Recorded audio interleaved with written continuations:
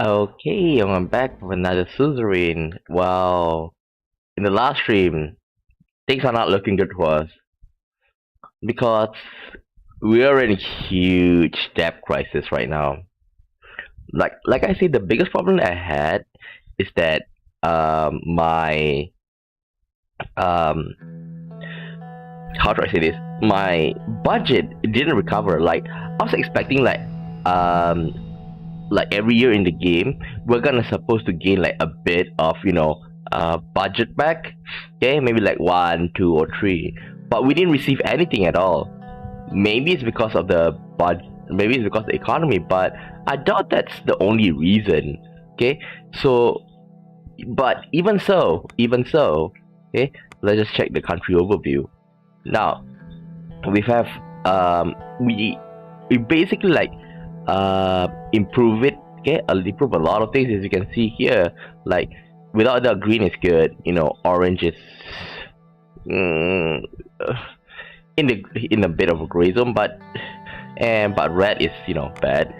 As you can see, we do have quite a balance here, right? We have a balance over here, okay, especially with welfare. Okay, well, order and diplomacy here. Like we do have like trade, so I wonder, like, when are we gonna get taxes from them, and like maybe increase the budget by one or two.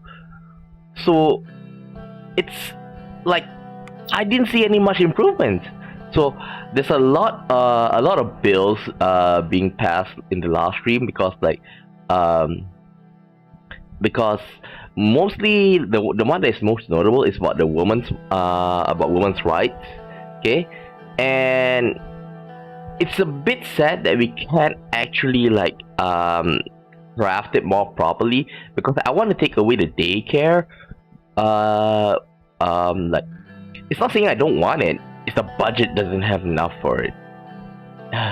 And yesterday, for a moment, the economy was looking a little bit better. It was at 3, but then I have to cite a lot of things and it dropped. And then later our ratings dropped. So things are not really looking well right now. So right now I'm trying to think of imposing taxes. Fair luxury tax. Okay, the assembly proposes an amendment to section 6 blah, blah, blah, seeks to improve fairness of the taxation system and increases tax revenues. Section 1 sets a 50% tax rate which will be imposed on items of the luxury goods class determined by Ministry of Economy. Jewelry, furs, sports car, yachts, private planes. Amendment will establish 10% estate tax. Okay. Estate tax for conditional purchase, sale, and transfer of property, in particular inheritance situations. Sign. Good. Luxury is now taxable. And next, alcohol tax. Okay. Alcohol Tax Act, to socially deter excessive amount of alcohol consumption that has arisen in the general populace and to increase tax revenues, will impose a 20% tax on the sale of of all alcohol products sold in the country. Section 2 makes local alcohol production that is destined for export exempt from taxation. Section 3 establishes a 25% import tax on foreign alcohol products which come from countries that have no trade regulation imposed on these type of goods. So sign.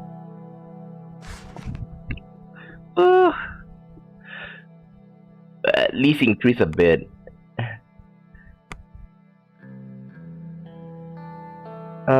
Let me see. Luxury good. Welfare, alcohol consumption reduce. Now, what I was hoping, like if you can see here, Sarna here, we've already started on the how do I say this? The agricultural zone is already we already established it. I'm hoping that that since it's been built, we're gonna get passive income from it. But I'm not holding my breath. Okay, Rayne to put a lid on alcohol consumption. Drunk and disorderly youth will quickly learn that their actions have consequences, and they will soon be paying further 20% tax on all alcohol products in the country. Emergency call and escalate the situation. What is it? I was woken up in the middle of the night by a call of Ministry of Defense. Due to sensitivity of the information, I have to be urgently briefed in person. I put on my clothes as fast as I could. I rushed downstairs and opened the door. Sergey was waiting for me. Mr. President, this way to the car, please. We got into the car and made our way to the Ministry of Defense building without a word. I arrived and was quickly... yeah... It doesn't inspire much confidence. Like, yesterday we are still at -5, -4, okay? And then I had...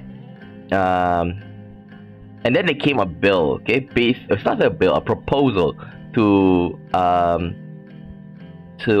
build basically an industry, okay? So I did that, okay?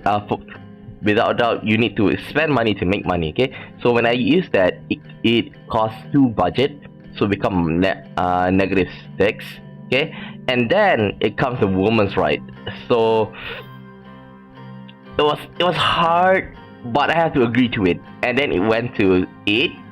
Then our debt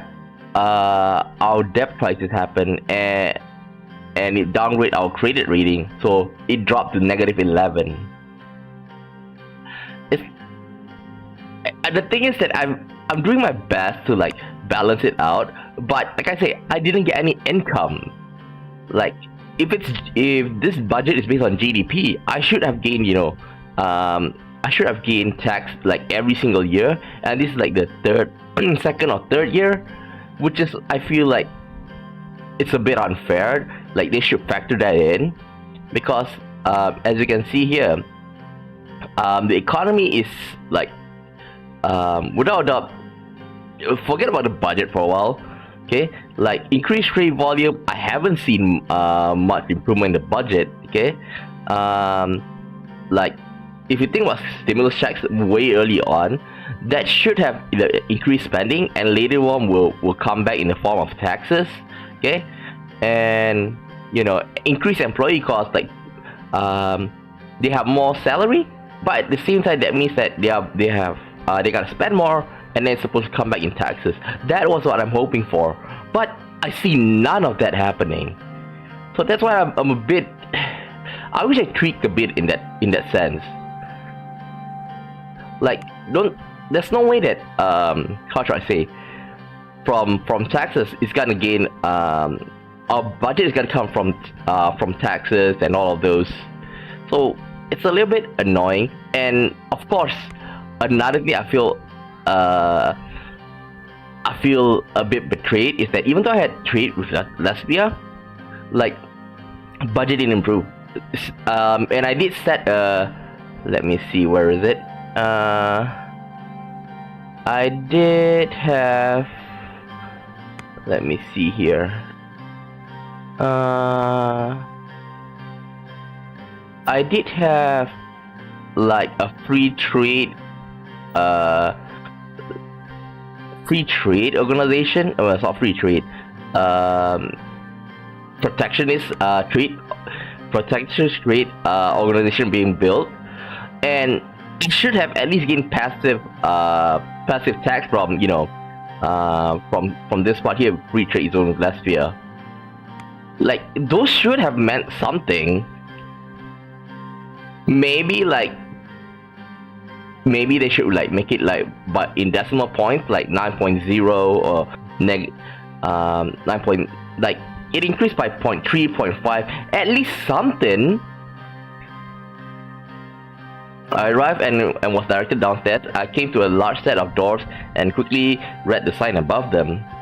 The sign read War Room. The dimly lit room was filled with cutting-edge equipment, the latest video screens, long-range audio, electronics, and other devices used for communication, presentation, and planning. Romberg. The centerpiece of the room was a large round table with the coat of arms of Sordland engraved on it. David, Lucian, Vulcan, Iosef, and was already in discussion. Yeah, I kind of agree that they may not take that too much into consideration, but not giving us a chance to improve our budget, it's like it's too much for those people who are they are, you know, spending heavy, but like I say, you spend money to make money. So those things should pay off in a sense or so. Mr. Lancia, I advise caution. Going to war wouldn't help anyone. You must maintain peace in Sordland and Eastern Makopa at all costs. What do you expect us to do? Sit down and do nothing? They are testing us. Definitely Rumberg. You must respond immediately, otherwise they will think we are weak. Status report now! Mr. President, thank you for coming at this late hour. There is such a situation. Vulcan, go ahead and provide your support. Oh yeah, one more thing that happened last stream is that we made Lucian our vice president. Now that I think about it, since we are losing a lot of support, I should have made Gloria Tori, okay? Even though it's a poison pill, but at least we're going to get the support from the women. Vulcan, please go ahead and provide your support. Mr. President, approximately 20 minutes ago, Rumberg down on one of our planes with anti-aircraft fire from the ground. The pilot was declared KIA, killed in action. The last recorded position of the plane was inside Swordish airspace. General Kruger, I mean no offense, but are we absolutely sure that is the case? Are you sure this happened within our borders? No offense taken. Here are the location on the map and the report from the airbase. He pointed several markers on the map. To answer your question, yes, we are absolutely sure. You can see here on the map that the plane was down approximately 10 kilometers inside our borders. We have calculated the trajectory of the gunfire and they started firing when our plane was within our borders. The plane was down near Helgen. Helgen? Where's Helgen? Helgen? Helgen? Helgen? Huh? Where's Helgen? Oh, maybe it's the small one. There. This small part over here. Maybe. This is terrible, what should we do? How dare they? This is an attack against our sovereignty. We need to be cautious. A war with Rumble is the last thing we want right now. Yeah, this one. Please tell me there's a choice to, like, you know, to bring this up to the international stage and basically denounce them. I completely agree. It looks like they are trying to lure us into a trap. Very much so. We have enough military power to contest against this violation of international law. They have nukes! Did you forget about the spy? Are you stupid? We should attack and down one of their planes in retaliation. And what? You want the nuclear missiles to start raining in our country? Oh my god. Yeah, that's what I thought. It's basically like they're gonna play dumb when we press on them, but still, you call these, you know, like experienced generals, like military experienced generals. See here. The Sordland General Staff consists of several experienced generals with countless years of service in the military. What part of this is experience? Otherwise, we will look weak and it will lead to more casualties. Bring it up to the international, you know, to the international stage. Like, we're definitely gonna have like support from Agnolia and to some extent Lesbia and Voxland, because like since we do have like the spy, okay, Rumberg spy within us, okay, they can take that as like a threat because they have a nuclear weapon. Like, they can't just simply leave them. Yeah, they are experienced general but not diplomat. I'm trying to point out is that like they should know when to cool it down. I'm not asking them to negotiate. I'm like trying to say, it's like trying to say our guys are equipped with, you know, with muskets, but they have machine guns. tons of them. So like, in that sense, you know which side have higher military capabilities. Like, did they not even think about that? Did they not even brief on that? He is girlfriend and her family tomorrow, and thus will not be here for eternity or dinner. Oh, okay. So I understand. It is Thanksgiving after all.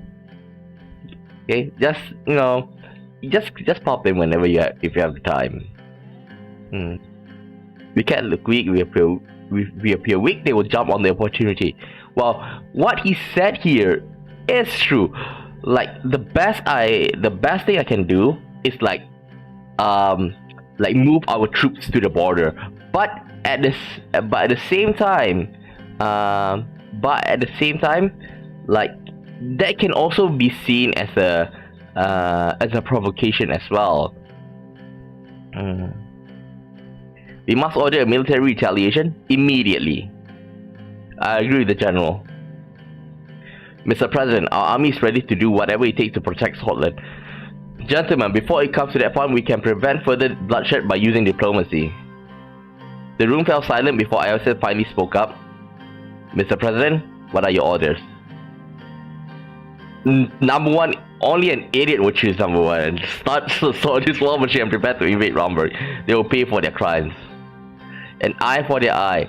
Well, this is the best. Like, if you want, this is the best way if you want to show force. But the most logical is number 3. We will approach this war diplomatically and try to de-escalate the situation by any means. No one wants war. Yeah, me for how long is it? No one wants war. Thank you, sir. I will immediately begin working on it. Is there a lot of people at your house?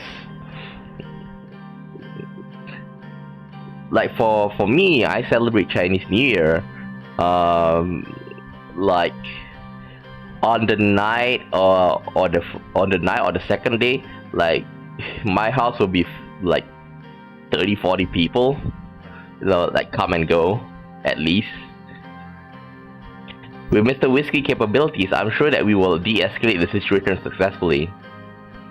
We will keep you updated on our progress. We should have retaliated. I hope the diplomatic response makes sure that further incidents like this are prevented. Okay, Iosef, at least you can see from our standpoint. But Vulcan, I doubt it. If there's a next time, I'm afraid there will be war. We are showing weakness. Of course, it will be war the next time around. I doubt it.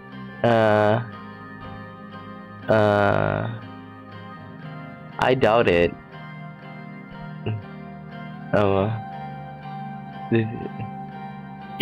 It's reasonable, but the fact that he's the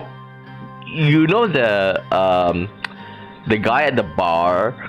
You and your friends are going to the bar, and this guy, he puffs his chest out a lot. Okay, and if you're not there to stop it, hey, cool down, we don't want to fight. Okay, if not, he would call the first punch.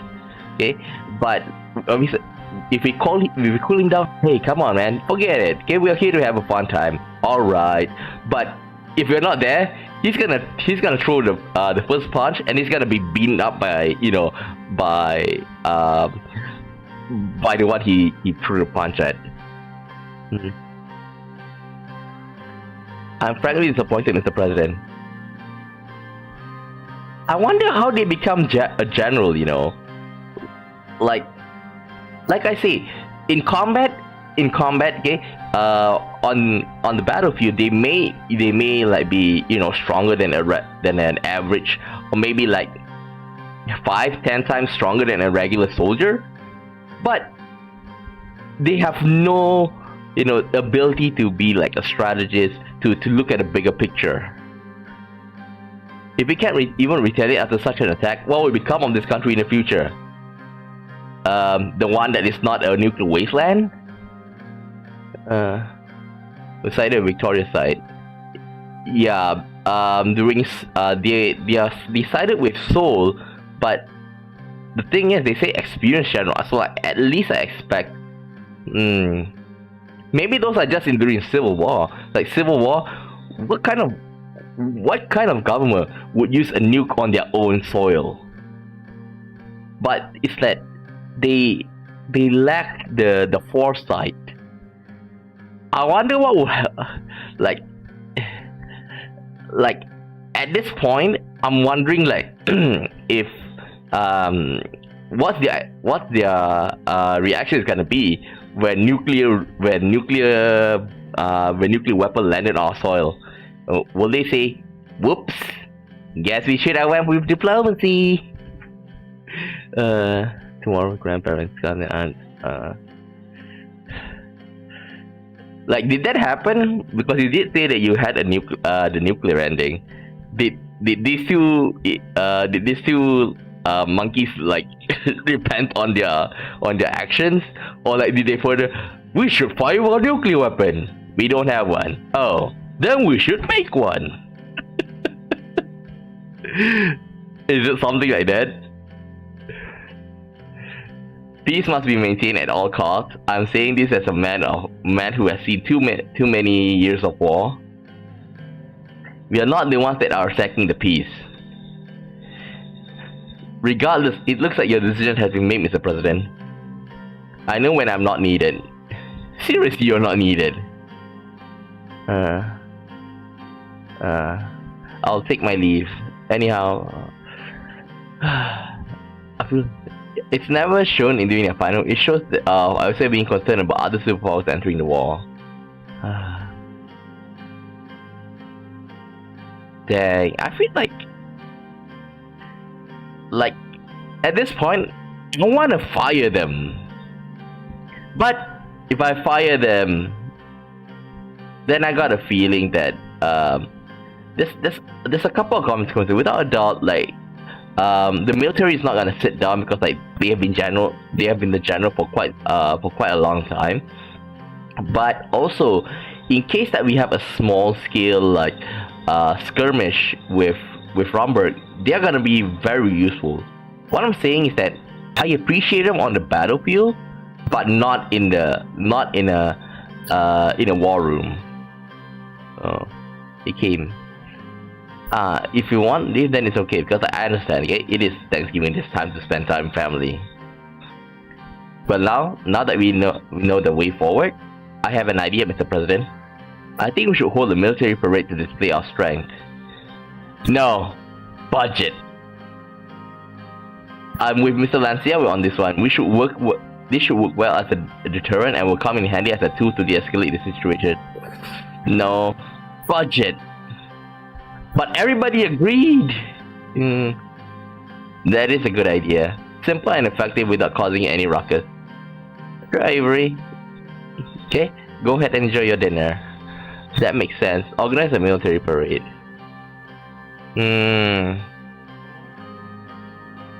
Like, when we talk about military parade, the only thing I think of is North Korea. That's the only thing I can think of.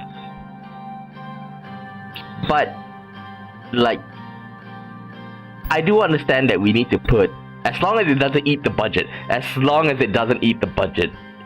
which I think it will. Okay, fine, that makes sense. Organize a military parade. Understood. That is all, Mr. President. We're gonna suffer budget-wise, right? Maybe one or two. I'll keep you updated on the situation. For now, have a good night's rest. You will need it. I couldn't sleep at all that night. Saw this plane shot down. The crew of Romberg has the gut to claim that our plane was shot for violating the airspace. This is a truly heinous act purposely done by our rivals in the north. This tragic event will have severe consequences for the Sordland-Romberg relations. Anything else? Nothing. Only in Hall Sword. White Room, Maroon Palace. I was sitting right across David in the White Room after he scheduled an urgent meeting. I knew that the matter must have been serious. He insisted on waiting for IOC evolution, so we did. Okay, both of them entered. Mr. President, we came as fast as we could. Mr. President, Mr. Whiskey? What is going on? David cleared his throat. Welcome, everyone. Due to a potential ramification, I wanted everyone to be present for this meeting. I have received an envoy from Acacia. They are requesting a state visit. Judging from the current climate, it's not hard to see what this is about. Edo is always trying to expand its influence after all. They will most likely try to convince us to join. In addition, as part of this visit, Dwight Walker will of course meet with you in person, Mr. President. Dwight Walker? Oh god. Are we gonna deal with this drunk again? Huh? Huh? Oh, no. It's the guy from Acacia, not Lesbia. Okay. There's a lot we could gain from this visit. With all due respect, are you out of your mind, Mr. Lancia? Let him continue. This is madness. We cannot even consider accepting this. I bet he will come asking us for cooperation under the guise of enforcing their demands to join Edo. This will antagonize half of the world against us, and we are going to be at the forefront of the battle. Like, I want them to give our country like protection, but I'm not gonna go for like a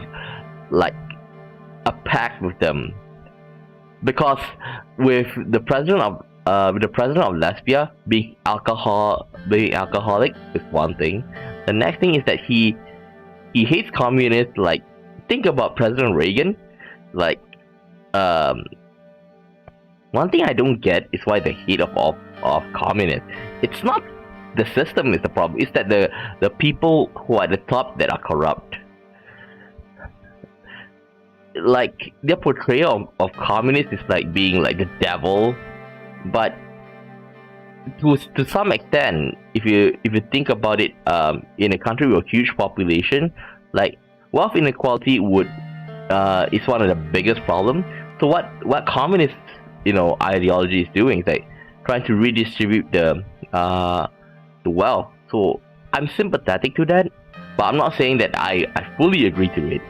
Okay, like, I would like to say communist is more. The communist like structure is more like a family.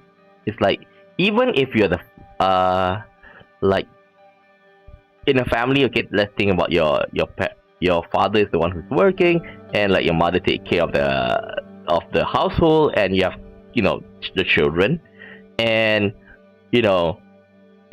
communist is the father bringing the money, and then later they distribute to the whole family. Like, that's the most easiest example I could give about communism.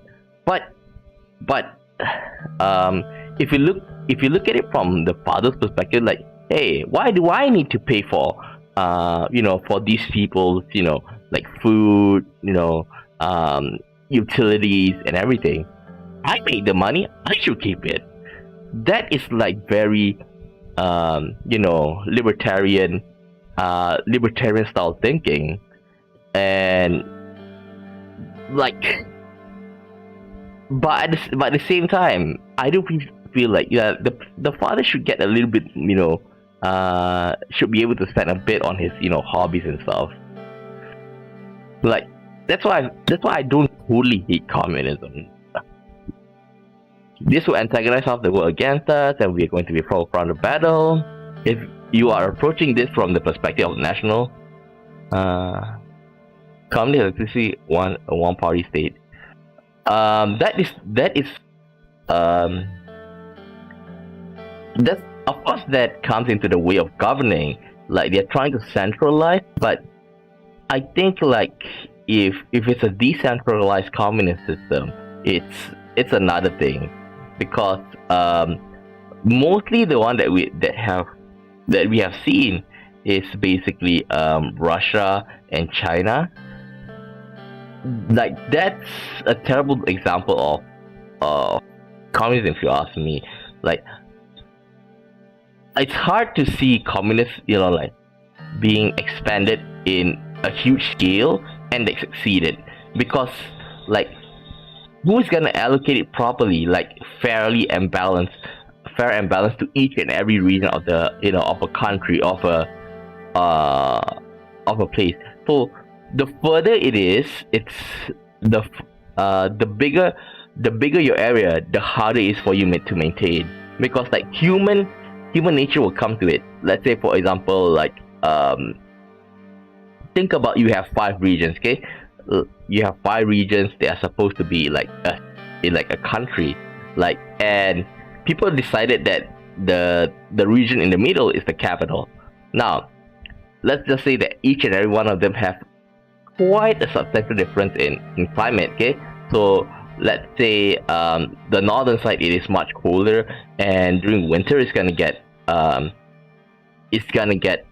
extremely cold, and so like they need extra funding to provide to heat up the homes. But at the south, it's on the equator, and it's very it's sunny all year long. Like they are gonna feel a bit unhappy with the fact that the northern side are gonna take a lot of the budget during this time. So like even though they know that it's for the good of is to help them survive, but that thing is that this pleasure is gonna build up. So at the end, there's going to be infighting regarding that. It, like I say, it's not the system that is the problem. It's that we can't see it logically or like rationally because we are humans. If you are approaching this from a perspective of rational defense, then don't. If you are in a better shape than we were ever before, I assure you, you don't need outside help. Definitely not from Dwight Walker. You will make do somehow.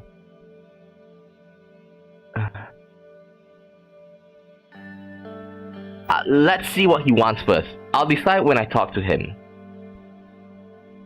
We need to be careful. Mr. Walker never gives anything for free. There will be some concessions for sure. Mr. Whiskey, you are our most experienced foreign policy expert. What's your take on this? What do you think is the right decision? Bromberg is bound to increase diplomatic pressure in the upcoming AN meeting. Back channels are reporting rumors that Queen Beatrice Livingston meeting with the military leaders of Thornburg. Yeah, there is not much downside. I'm afraid it might not be possible to stand against Bromberg without strong allies. Soon we will have to take a side in this global rivalry to avert potential conflict with Bromberg. And I recently found out a planned meeting between the Queen and Chairman Malin of United Contana, the Edo and the President Walker might be necessary evil to stop worse things from happening.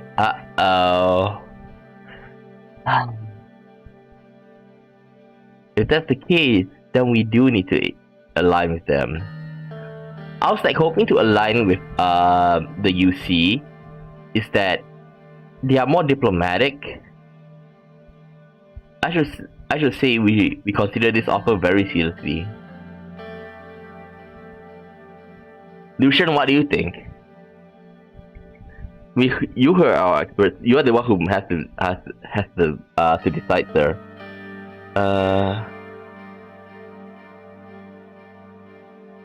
Can we listen to them first? Do I have to make it now? Or is this just to accept the offer to meet? But anyhow, I don't see much of a choice. Like, accept the offer or decline your offer. Oh, I'll accept the offer to meet. Okay, then accept the offer to meet. I will send our response immediately. Then there is a tiny detail we need to get over with it. How should we welcome their delegation, sir?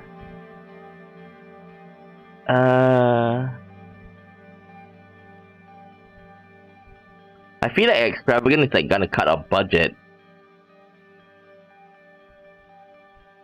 If I go for number 2, it's like a military welcome is in order. Then like they might feel a bit, unwelcome. I think number 3 is good enough. This is not like to celebrate. They came here to talk, so just a plain welcome suffice. They are the one who requested. As you wish, I have taken a note. I think that is all for today. Thank you for attending. As we disperse, the world map hanging on the wall in the room caught my attention. I walk over to it. How often were the lines on the world map redrawn over the recent decades? What about the future? Country overview updated. Reduce crime. Our police forces lack the necessary power to prevent tragic crime due to their limited power. However, some suspected individuals that violate security criteria have been apprehended, reducing a portion of nationwide crime. State visit to President Walker. The door of the car opened and flashes went off. Dwight Walker, president of Acacia, head of ADO, came out of the car, smiling and waving at the enormous crowd that gathered. It was not every day an Acacian president came to visit Sordland after all. President Walker stepped out the carpet and started to make his way towards us. Along with Monica, I started walking over to meet him midway. Finally, I was in reaching distance to one of the most powerful men in the world. He looked at Monica at first, bowed and kissed her hand for a second longer than I liked. Mr. Rayne, if you told me I would get to meet your lovely wife, I would have come sooner. I'm charmed, Miss Rayne. Miss Rayne? Should it be Mrs.? Oh my, thank you, Mr. Walker. It's a pleasure to meet you. No, the pleasure is all mine, Miss Rayne. Mrs. I hope your wife and the family is well. Basically like, hey, remember you have a wife and family. They are very well, Miss Rayne. Thank you. Unfortunately, they couldn't make it here today. And who do we have here? Mr. President, it is so good to finally meet you, god damn you. We shook hands.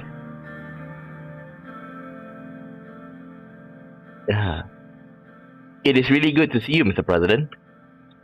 I assure you the feeling is mutual. That's why I'm here, in fact. He turned and looked around. He was almost going to think that you weren't expecting me.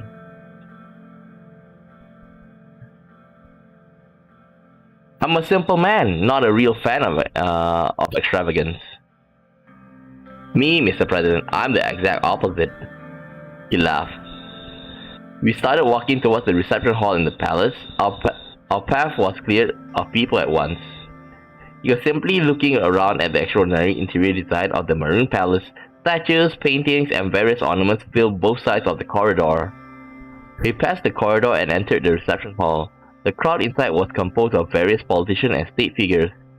Upon our entry, they started clapping. Dry martinis were handed to both of us.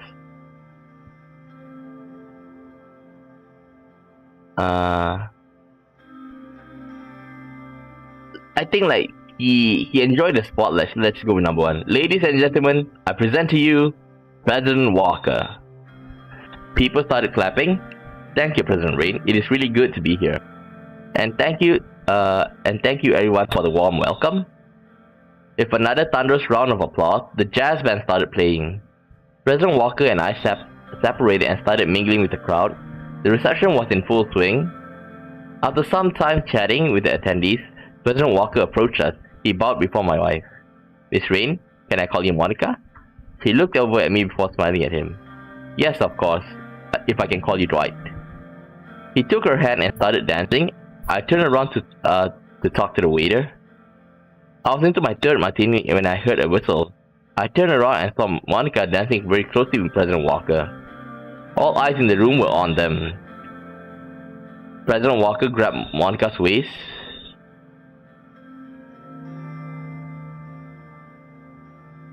Monica probably doesn't like this.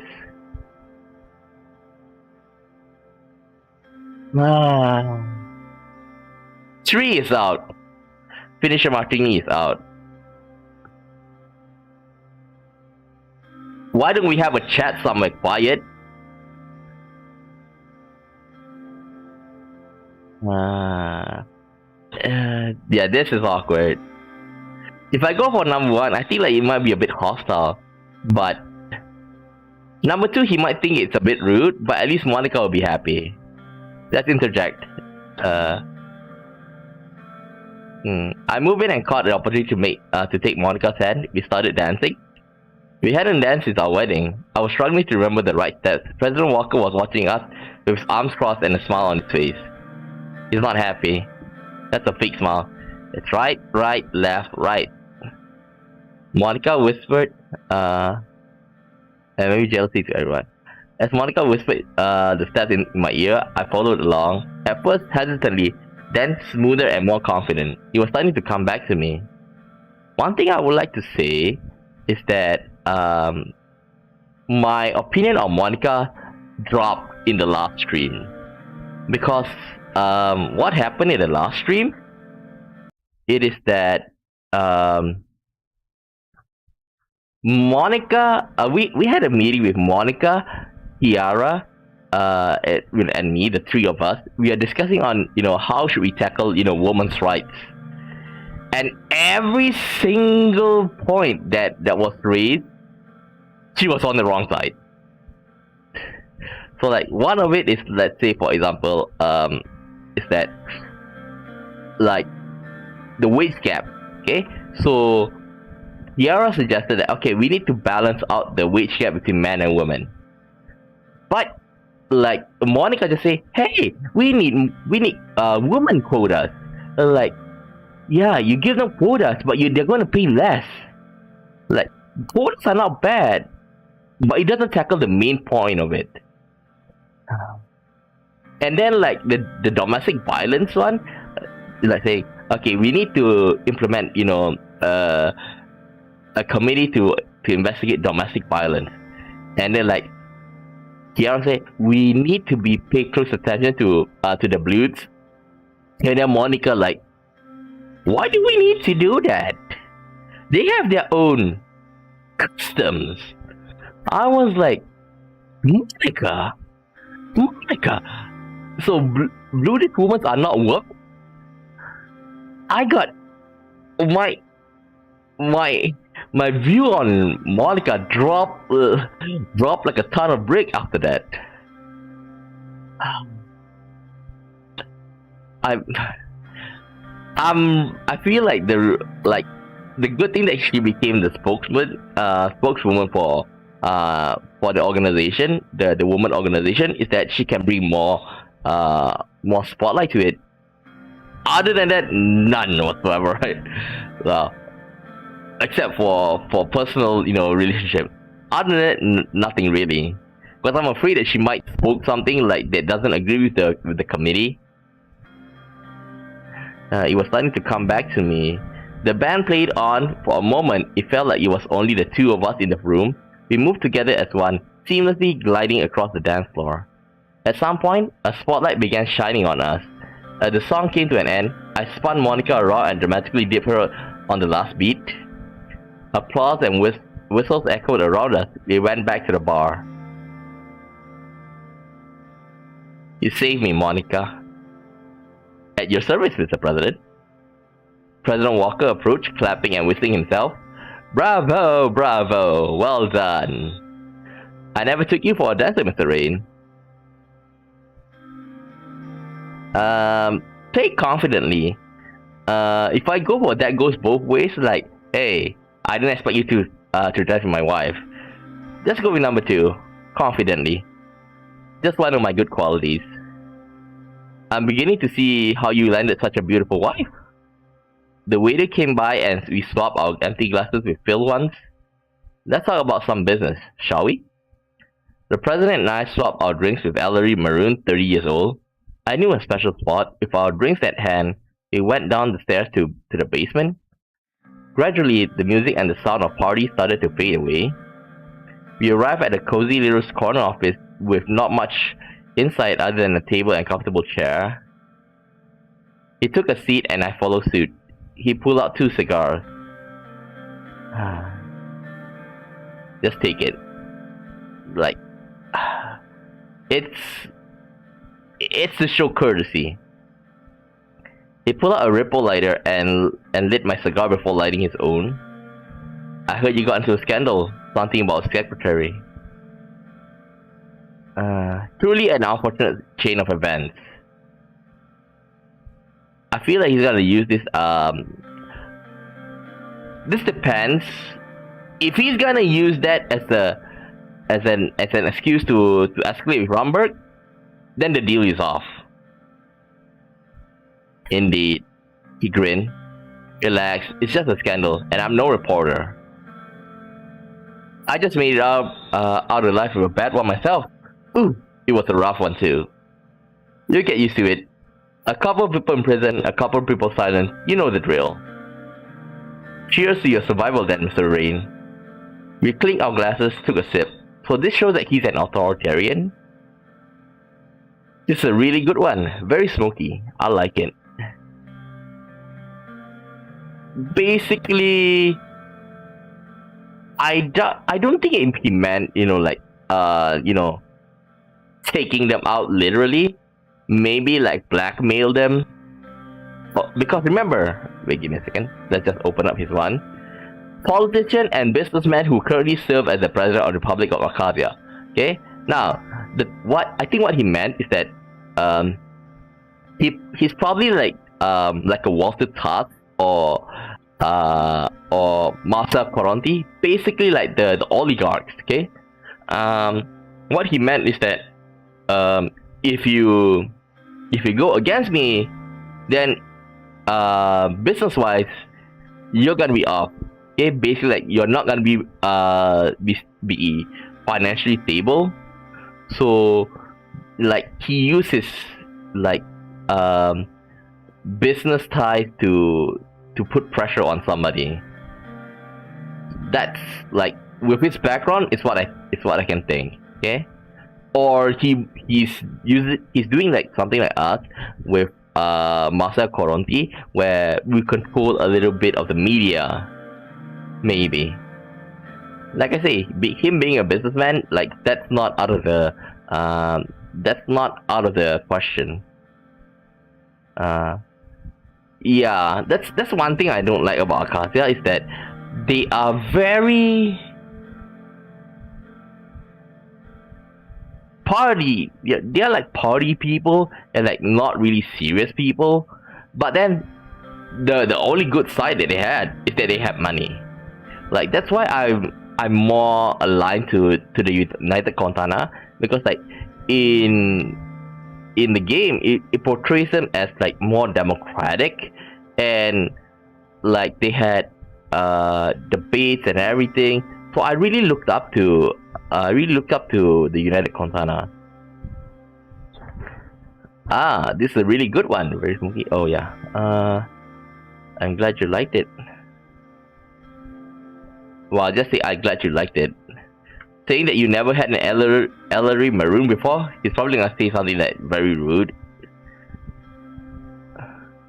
He took a puff from his cigar, filling the small room with smoke. Definitely miles better than Vogtlandian whiskey. But I like Lesbian whiskey more. It pairs better with their cigars. You see, Mr. Rayne, whiskeys are a bit like countries. Some are stronger, some are weaker. Some are older, some are younger. Many are complex, but sometimes simple is the best.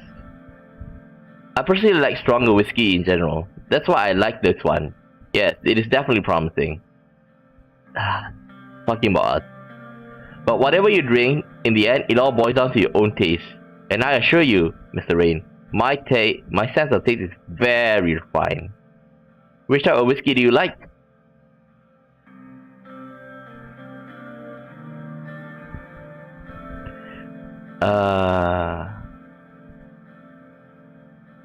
I like complex flavors. If I say I prefer wine, it's like basically means, oh, you like communism in a sense. If I just say for, I'm good with whatever it is made here. It's basically saying that we can stand on our own. Right now, the point is that we are accepting him here is because we can't stand on our own. If I just say I like complex flavors, if I say I like stronger ones, then like we kind of like accepted that they are stronger than us, which is true. Nah, there's no way. He's more shrewd than the president of Lesbia. As good as they are, they can get tiring. He tugged on at his tie and loosened it a little. You know why I'm here. I want to make you an offer. I'm listening. Good. Listen closely. Times are changing, and so is the balance of the world. Soon, instead of a fractured world, we will see a more united world. There is us, Edo against them. I want you by our side, the winning side. Nope. I got a feeling that's gonna be like, just by seeing those two presidents, Acacia and Lesbia, I got a bad feeling because like they are very reckless, which is why I got a feeling they're gonna drag us into a war rather than helping us defending from one. If you accept, I would like to extend you a warm welcome to Edo as a full member state. This of course comes along with a lot of privileges and responsibilities. In Edo, we protect each other. We have a mutual defense clause in the case of war. Yeah, but it goes both ways. So, I might be dragged into a war that I don't necessarily agree with. Okay, you have the entire backing of Edo, soldiers, jet fighters, warship, whatever you like. I got a feeling when, let's say, if let's say the plane that was shot down, they probably are gonna like convene together. We should start a war. I don't think we should. You are part of Edo, and we refuse to accept this. We refuse to accept this. They are gonna look down at Edo, and a war start. During peacetime, you will see the effect even more. Our combined production output will benefit both Sordland and Edo. The economy-wise is why I'm willing to go for it. We will have free trade zones agreements, free visa access, asset investments, you name it. All I ask in return is mutual loyalty to another in the pact. The Saudis Armed Forces will be a member of Edo military structure.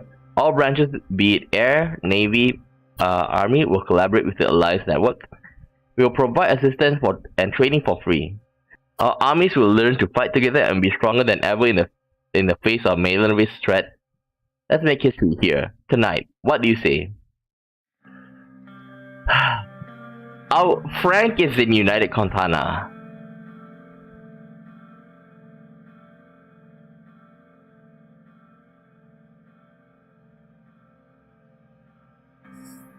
The only reason that I want to join them is for the economy. But I don't think we're gonna be in peace. Okay, let's just say, is that all you're asking for? I was expecting more demands.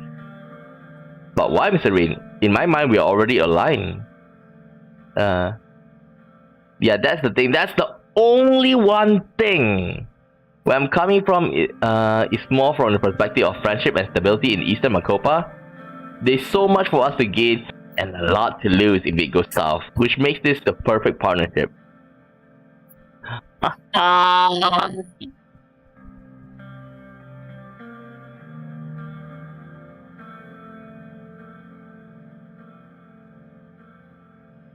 The only thing is the economy.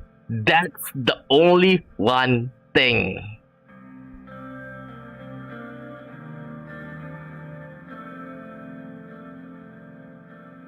I think like we're gonna okay. If I really think of for the good of the country, I would place myself take out the military side of the equation for a moment. Okay, now we're currently in a debt crisis. We're not gonna be able to settle this. It's gonna take like at least 5 to 10 years if you don't do something about it. Okay, neutrality. It was neutrality. Now, since the economy is going worse, being neutral, it doesn't matter. The people want a stable economy. Okay, so that is one reason to go for it. Okay, another reason is that to go for it is that we're gonna bring in investments, okay, and at the end, and it will help to build up our industry, okay. And wait, is Agnolia siding with us? I think it should, because Agnolia is against Voxland, and Voxland is a prominent member of the United Contana, so maybe we can bring them in.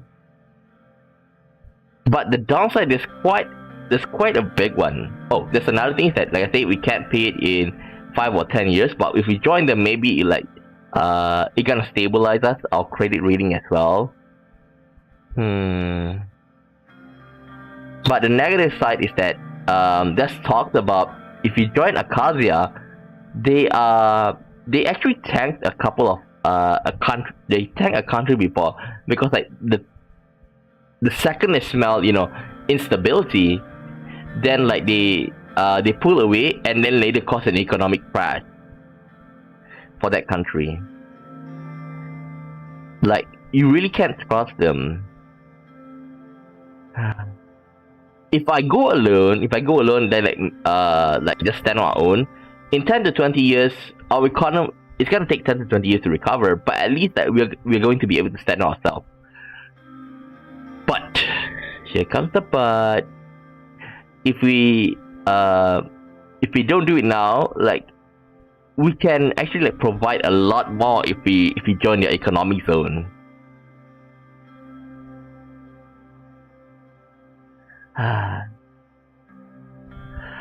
I hate this. Just out of pure economic reason, I'm gonna join it. Just out of pure economic reason. And I hope that it improves our economy. I hope it improves our economy, because like we don't have much choice to improve our economy. Like, this is gonna be like the major key turning events of us. Key turning events for us to improve our economy. So even though we say neutral, but we can't fix the economy. Very well, I accept. That's what I like to hear. It's not on Akazet's side then. We stood and shook hands. Welcome to Edo, Mr. Rayne. Welcome home. Yeah, let's hope for the best. Here's to our newfound partnership. We clink our glasses and don the remaining whiskey. Now it's starting to taste better. Let's go upstairs, Mr. Rayne. We have much to discuss. But more importantly, we need to celebrate. Besides, a few more dance moves to show off. Now, another thing I would like to say is that I hope that maybe just in Eastern Makopa, there's two possible war. One is with Romberg, and like I hope that with Romberg we are gonna have quite a lot of say in it, okay? Rather than just they dictate us. Like I say, with the plane just now being shot down, we can escalate or de-escalate the situation, okay? And the thing is, easy to say, I don't want to escalate with them, okay? I don't want to escalate with Romberg because for a pretty simple reason is that I don't want to go to war, okay? But I feel like if in Voxland, we don't have much say in that, unless they try to disrupt our trade routes. Then even so, I think they'll have quite a lot of say to it. And there's also a chance with Wackland. Like, Wackland is known to have a lot of oil. So, as we all know, oil is the blood of freedom. Oh boy. Geopolitical. Sordland joins Edo. Administration announcement Sordland's Edo membership. Okay, economy. Investments from Acacia. Modernized Air Force. Embargoed by United Quintana. Acadian influence. Edo military support. Strategic alliance member.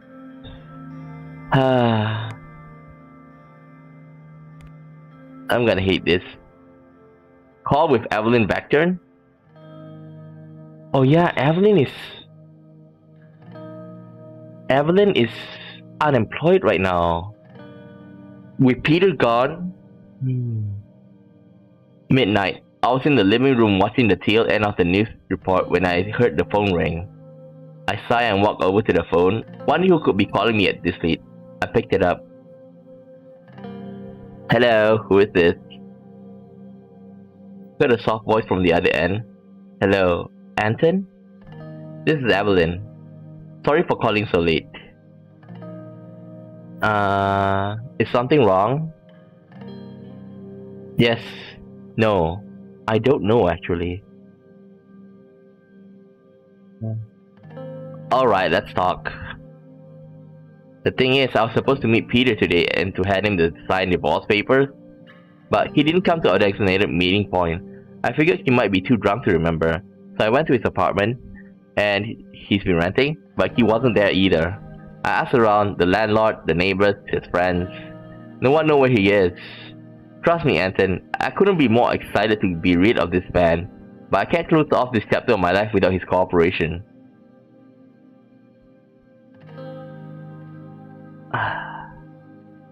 He's still our friend. I don't want to answer number 2. He's probably with some other girl. He does look remorseful, like when the meeting in our old office.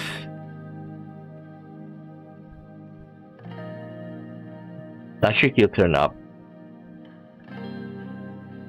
I don't know, Anton. He was in bad shape after your press conference.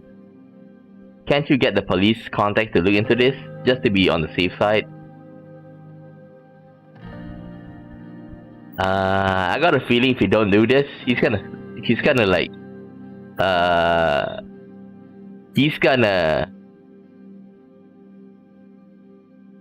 suicide. Because what happened here is that I blame him and I didn't talk to him beforehand.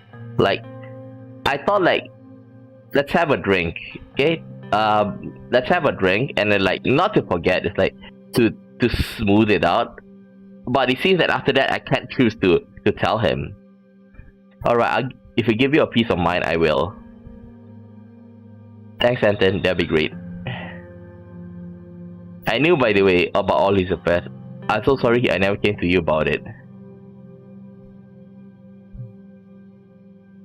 I never had any idea he was cheating on you before this, by the way. You know I would have come to you about it. Actually, we kind of like get suspicions, but not solid evidence. So I think it's number 2 is like the best way. If I knew exactly, I would have told you. I'm sure you would have. Her voice sounded tired. Get some sleep, Evelyn. Bye. The line dropped. As I put down the phone, Monica sleepily approached with a glass of water in her hand. Who was it? Is everything alright? It was Evelyn. She said Peter was missing. Missing? Drowning his sorrows, I wager. I'm surprised he still cares about him. He was a good influence on him.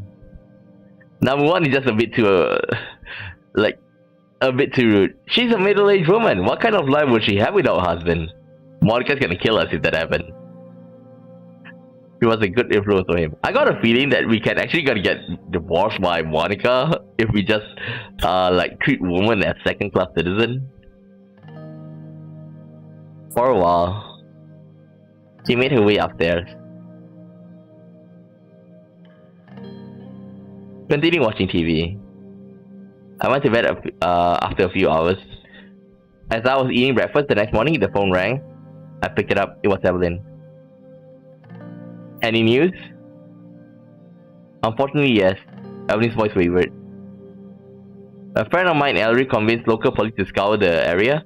They found Peter's wedding ring along with a half-empty bottle of pills and a handwritten note on a bridge overlooking the Unger River. They're telling me he trailed off. What did the note say? He wanted it to be for my eyes only. I'm sorry for your loss. I'm sorry for your attention. I need a moment. I'll talk to you soon. Peter. Evelyn hung up with a heavy heart. I started thinking about what I would say to Monica. Former Vice President suicide confirmed.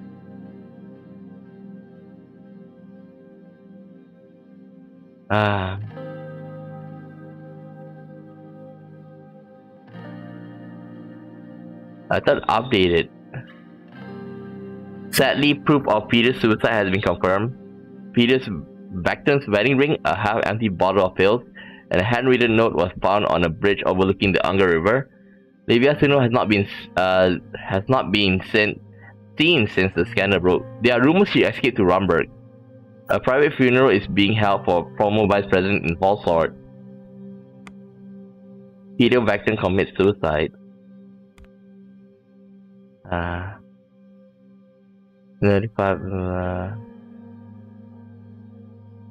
got a feeling he's still alive. Peter Vector has passed away. We can honor him with a state funeral. We still haven't found the body, right?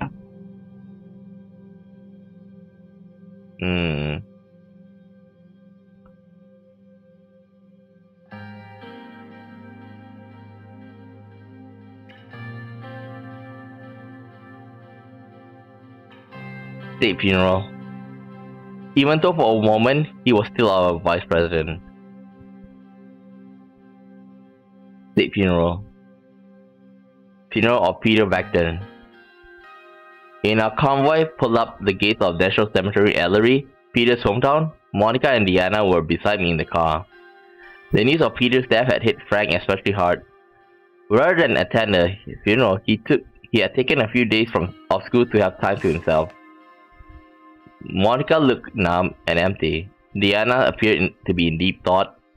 How did Uncle Peter die? Why won't anyone tell me? Monica looked like she was about to cry. It doesn't matter, sweetheart. She turned her head and looked out of the window, hiding her tears. Hugged Diana. I wrapped my arm around my daughter. Papa, tell me the truth. He fell. It was an accident. She's a bit too young. It was an accident. Like when I fall off my bike? No, honey, nothing like that.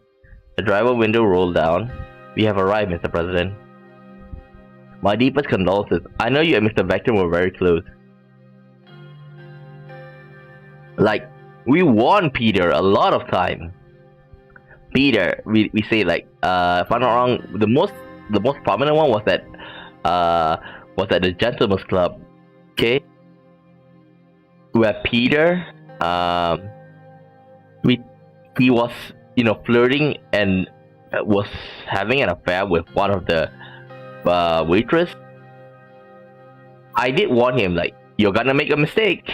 He's like, no matter, and then later on he keep on doing it.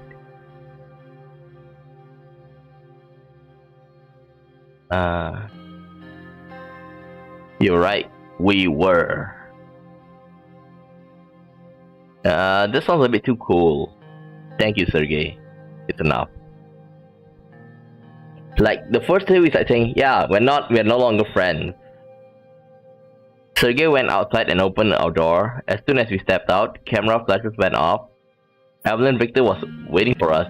Upon seeing her, Monica ran up to her and they hugged. Evelyn, I'm so sorry. How are you holding up? So. It's hard to play the bereaved widow, knowing the kind of man he really was.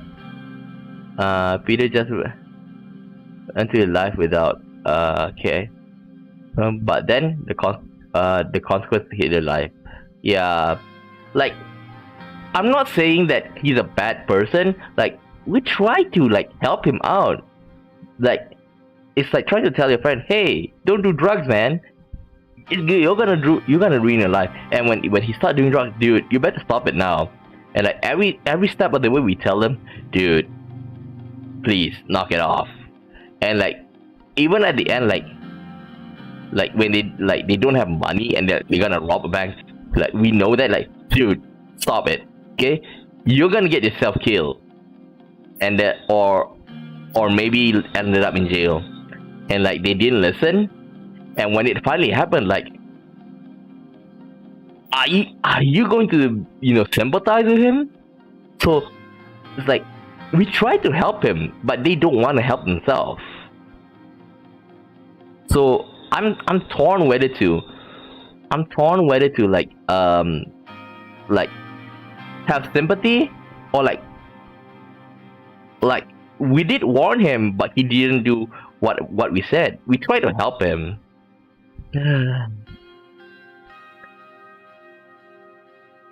But still, we were married for 20 years, Monica. And the way he died is just too sudden. They hugged once again. Evelyn wiped tears and patted Diana on the head before turning to me.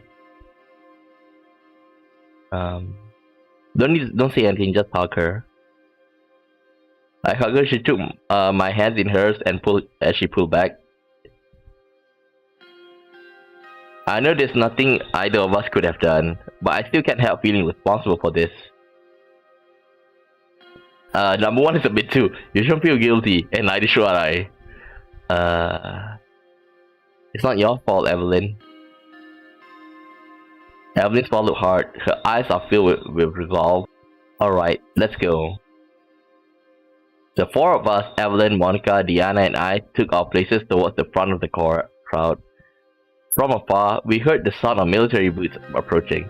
The soldier was leading a group of large frame photos of Peter in his hand. Like I say, did they found the body? Let's just see, okay? Let's just see. Did they found the body? Give me a second.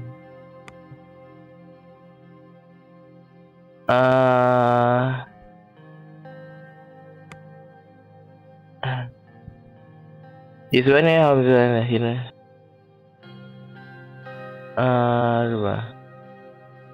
a note. They just say a note. They didn't say dead body.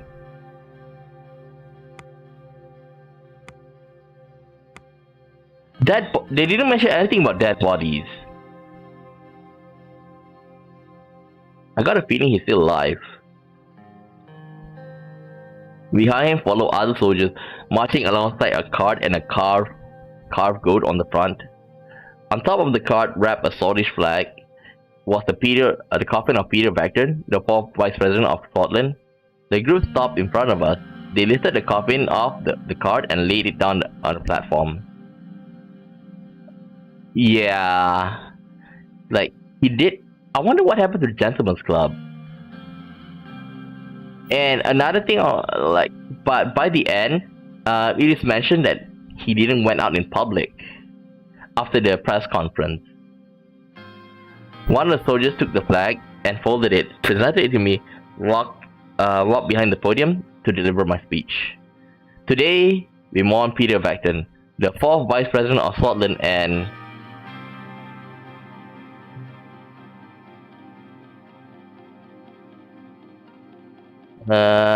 he didn't strive to achieve the best for his country.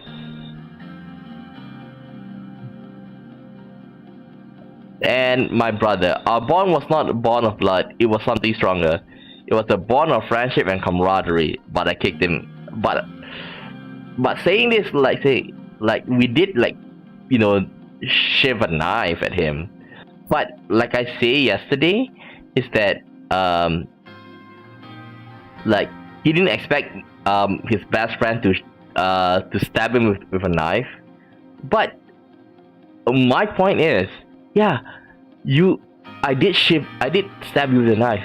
But the point is, you've been shooting arrows at me, and some of them missed. But still, you tried to shoot me with arrows. Like, what? Arrows are basically like metaphors of you having scandals one after another, having gentlemen's club, having an affair.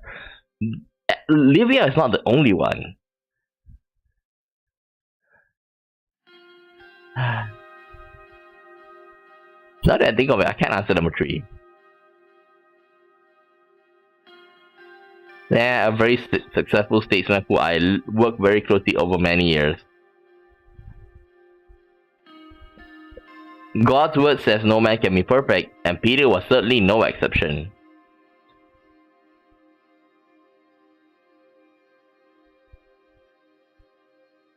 Number 3, I can't choose number 3. He was there for me from the very beginning. He swore he would support our causes until the end. But if I say that, yeah, but how did it turn out? You shiver in the back.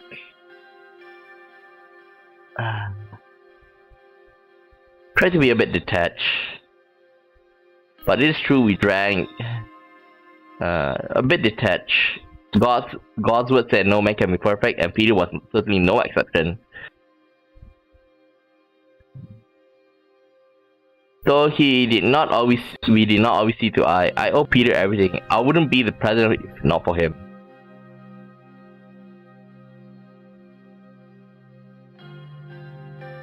If I say this sounds a bit ungrateful, we must remember him not at his worst, but for the good deeds he has done. The past is the past, we must always... no, not this.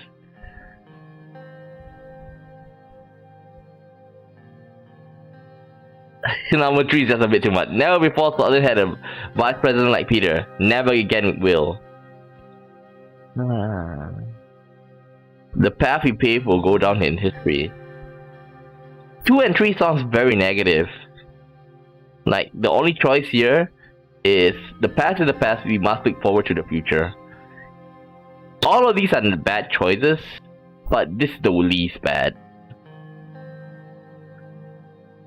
There's no way I should say morning shall come. Farewell, brother. You will be missed.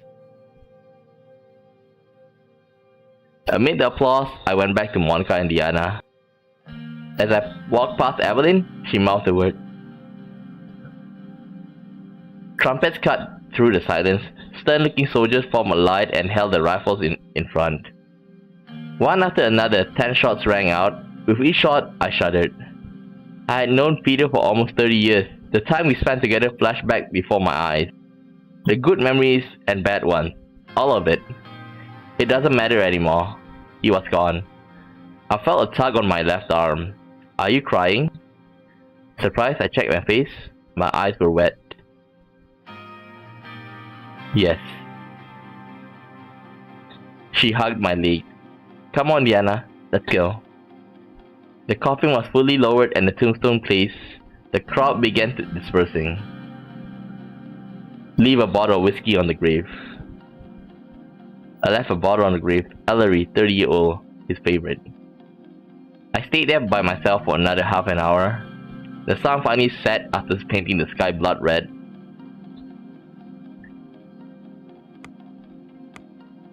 Former vice presidents to have state funeral. Former VP was a deeply troubled man, and the host sent its thoughts and prayers to Peter Vacton's family and friends. Sadly, following the affair with President's secretary, Vacton has taken his own life. President Rayne and Vacton had been friends since they attended university together. It's very tragic to see them divided during their service as the country's most important men. Romberg informant and adulterer to be awarded with state funeral.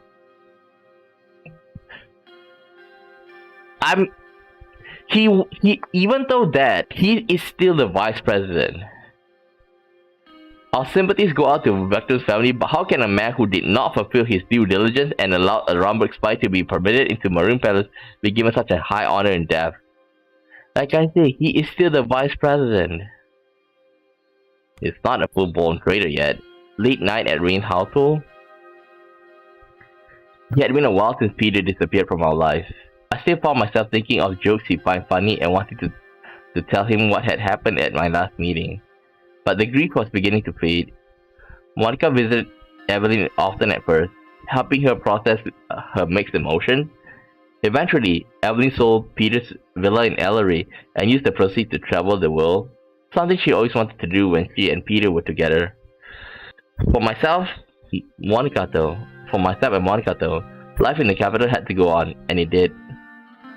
After weeks of late night, Monica, Kiara, and the Women's Rights Commission had succeeded in getting their bill through the assembly. It was as comprehensive as they could have hoped for. I was looking forward to celebrating with my wife, but it had been hours since I gone home, and she still wasn't there. I was dozing off the couch after yet another frozen TV dinner when I heard the key turn in the lock. Monica stumbled into the hall. "Honey, I'm home." Kiss her. I kissed her. Her breath smelled like gin. I was just having a few drinks with Kiara. "I can't believe we did it," and said, "This is such amazing news. I signed the bill." Jacob. "You could have invited me to the celebrations." "Oh, you would have found it boring, and somebody had to look after Diana."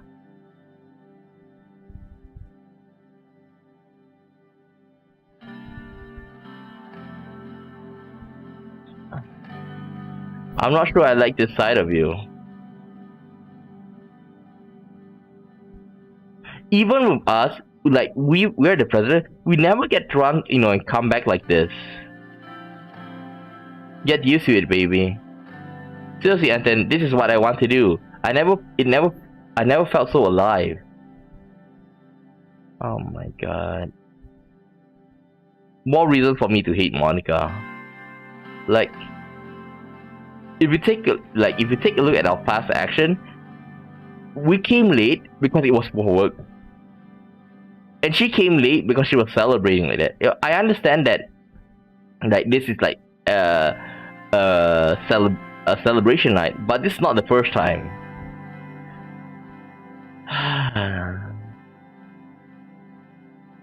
Show her the framed photo you took from your old office. I opened my briefcase and pulled out a photograph I've taken from my old office on that fateful night with Peter. Wow, look at us. Yeah, she can celebrate once in a while, but the thing is that it's like,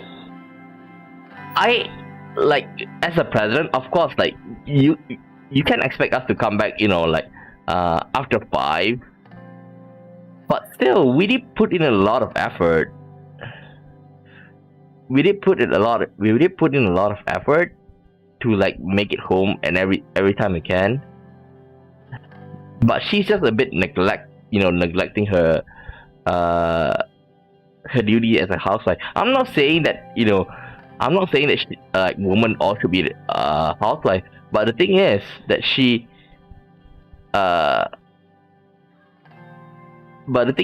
kind of, like, how should I put this? Like, she didn't, explicitly say that, hey, I want to become have a job. But then doing this is just a bit too much. It's what I'm trying to point out.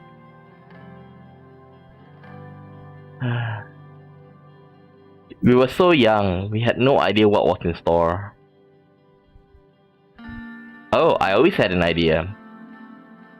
We stayed curled up on the couch until late, talking and reminiscing about old times until Monica took my hand and willingly led me upstairs to the bedroom. Snoo snoo? Huh? Announced largest military parade ever to display. Okay, largest military parade. Workers' Party leader poisoned?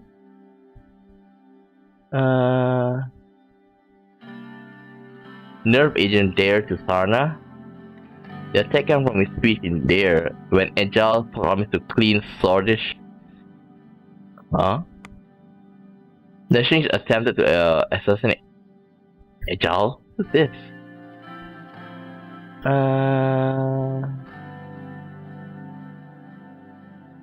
Okay, he's a socialist. He's a socialist. Okay. The attack is suspected to come from a nationalist organization which had most likely targeted Agile due to massive increase in votes of Workers' Party of Bludia. This sick attack on Agile's life is the continuation of the deep-rooted fascism of Swedish political life. Previously it was Circus and now it is Agile. He will be all of us if we allow this to happen. The WPB record membership number. The Workers' Party of Bludia is leading a great journey to the Maroon Palace to finally bring people the People's Revolution. Those who are at the top may continue ignoring us, but the people will respond to them in polls. Oh, there's another one. Sordland creates peace line to avert war. Okay, that's true. Okay, let's read the report first. Volkslandian Navy spotted in full force in Hageland. Swedish Navy in Conrad is on standby. Okay, let's see. One-on-one interview with, from Kairut. Position organized an interview for the presidency on the internationally renowned one-on-one. The famous journalist Thomas Sacker will be asking the question. Next week. Okay. Magnolia single standing with Sordland. Okay. I got a feeling that if I align myself with the United Fontana, that we might have Lesbia on our doorstep as well.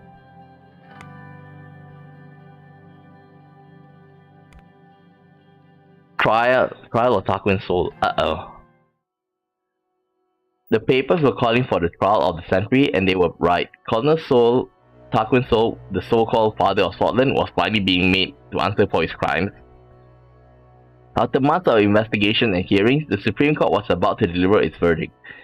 It fairly bounded up the stairs of the courthouse, eager not to miss a word. In the hall, I encountered Orso Hawker, still dressed in suit and tie. The two of us shook hands.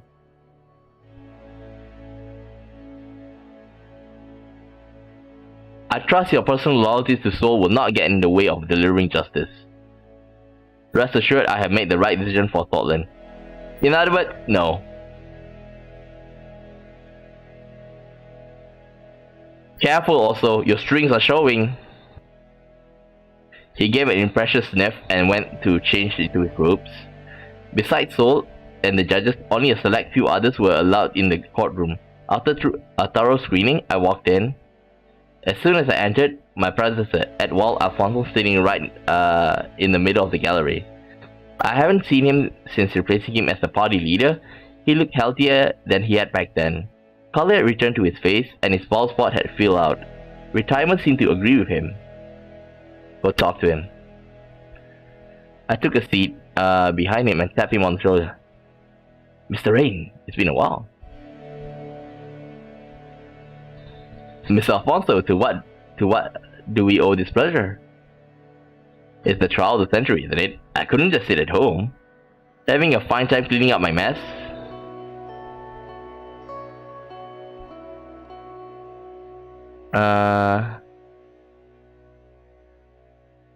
The resurgence wasn't your fault, I can see that now. It's a little late for apologies, but speak of the devil. Tarquin Soul entered the courtroom, escorted by at least half a dozen guards. His hands were cuffed, but he held his head defiantly high as they walked him to the defendant's seat. How the mighty have fallen. I can't say I'm sad to see him like this. I'm surprised you weren't tempted to grant yourself immunity along with him though. No president, current or former, should be above the law. Ideally, yes. My response was cut off as the court justices filed in, led by Chief Justice Hawker, in his full judge regalia. Alfonso and I rose along everyone else in the courtroom. After motioning us to sit, the judge eyed Soul. A slight smile played across his lips. Colonel Tarquin Soul, leader of the 6th Army of the Swedish Armed Forces, founder of the United Sordland Party, and the second president of Sordland. You stand accused of multiple crimes against the state and the Swedish people committing during your term in office. I could hear the quotation marks in his voice. Hiron Garasi was seated next to him. He spoke in a bored-sounding monotone. As president, you allegedly abused your position for your own personal benefit while undermining the constitution you yourself created. You also have been charged with inciting violence against the British people during your construction of Sordland at Suzerain.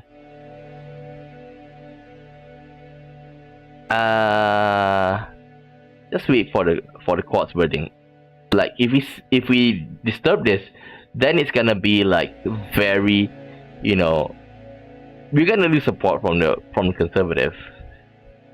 Like we proposed this trial and let it investigate, but we do not like to show that we do not have a hand in it. Like make it fair and transparent. Wait for the court's verdict. We, the Supreme Court, have thoroughly examined the facts and prepared to deliver our final judgment. We find the defendant, Takwinsol, not guilty. Also crumpled his head in his hand.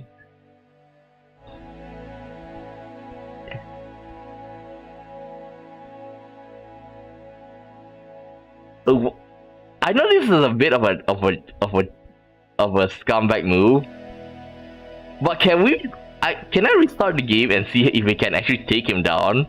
Like, try to lob in new accusation. Like, I want to see if it change. Like, we can't expect that this will happen, but a part of me say maybe we could. So like, I'm gonna restart the game, okay? Like, the game most probably not gonna save this yet.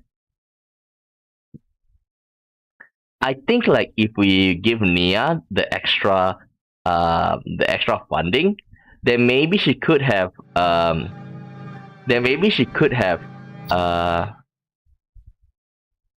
yeah, but the thing is that if you try to impeach the justice, you will not, like, in the bill, you can't get it passed.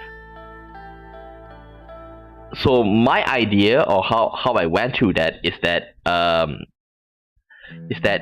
chip away their power first, then I remove the immunity. It's not saying I don't want to, it's just that, like, going straight for it, it's a bit too far of a stretch, because remember, we need the approval. Okay, let's continue. Loyalty to soul, blah blah blah. Careful also, your strings are showing. Talk to him. Blah blah blah. Session was not your fault. No present, current, or former. Okay, introduce new false evidence against. Wait, new false evidence? Oh, holy.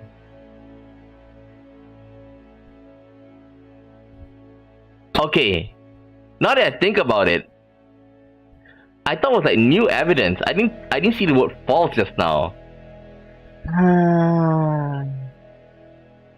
Like right now, I'm really like, I kind of like wish that I give Nia the extra funding.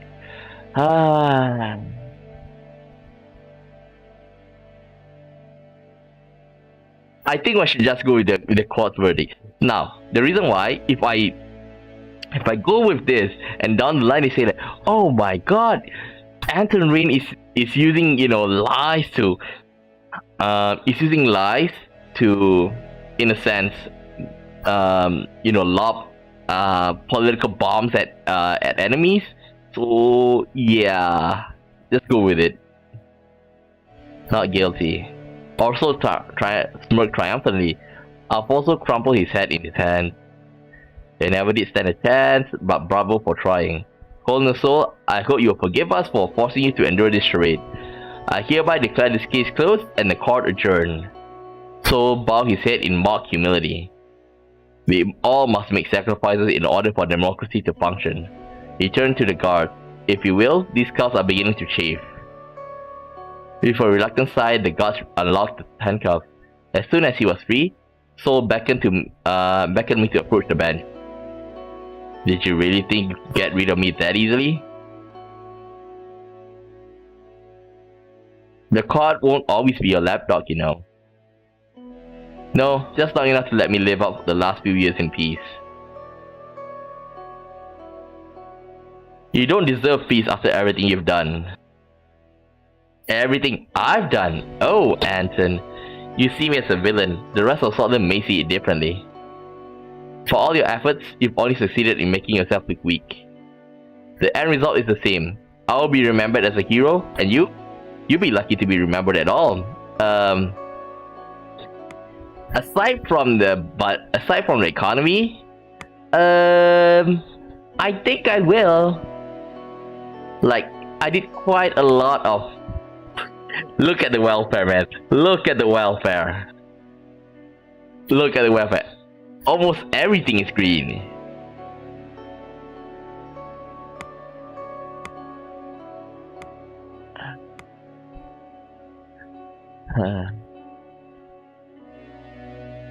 He straightened his tie and smoothly motioned for the guards to escort him out of the courthouse. My legs suddenly felt as if they were about to give away. I collapsed in the nearest chair. I stayed there as Alfonso left, then the rest of the spectators, then the justices. Only when the courtroom had completely emptied out, I did gather all my strength. Get up and leave the crowd of reporters outside. Tarquin Sol. Rayne's futile attempt to trial Sol ends. Election speech at the USP HQ. I really regretted not having Gloria on my side. The sun was starting to peek through the blinds of my suite in the Grand Chariot Hotel in Enrica. I hadn't slept at all that night. I was too busy thinking about how I would rally my party's conservative base at today's election kickoff. I was just pulling off my clothes when two soft, sharp knocks came at the door. Lucian. Good morning, sir. Morning, Lucian. Lucian sat down in the suite's office chair and pulled a piece of paper from his jacket pocket. I thought I'd drop off some talking points for your speech today. Much appreciated. I really should have taken Gloria. No trouble at all. Ready to hit the campaign trail again? I'm ready if you are, Mr. President. I see you at the rally. I almost forgot. The Archpriest of Dare couldn't be present today, but wanted to relay a message of support to you and your family. What'd he say? I blessed rains down in Enrica. Enrica? What's Enrica again?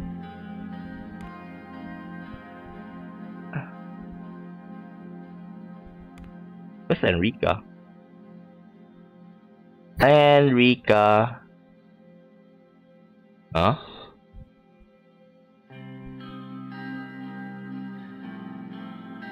Ah, here.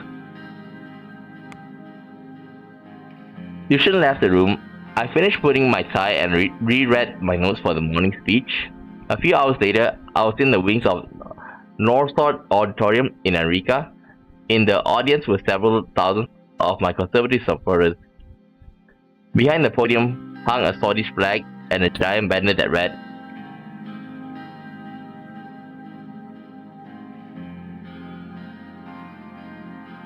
"For a United Sordland." Peace, prosperity, like economy is not there. Your land, my land, Sordland. This one is very nationalistic. For United Sordland. Enrica Mayor Curtin Less gave a short introductory speech. I couldn't look at him without thinking about how I let Monica down. I sat behind the podium and took a deep breath.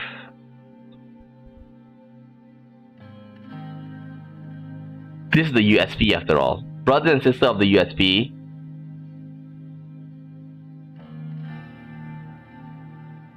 We can't be, we need to exude confidence. Number 2 is out. The past 3.5 years have been the hardest of my life. Sounds very negative. The past 3.5 years has seen our country tested again and again. Yet, I stood before you, ready to pledge myself to God and Sordland yet again. No, because I kinda like deny creationism.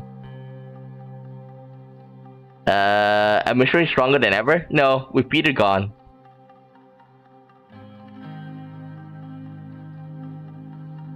Yet the Rayne administration stands strong, ready to lead Sordland to greatness once more.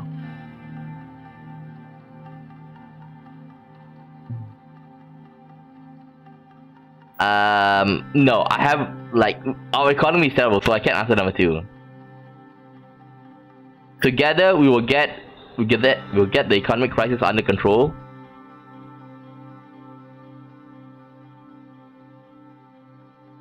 As protests threaten to tear us apart, I promise I will uphold law and order.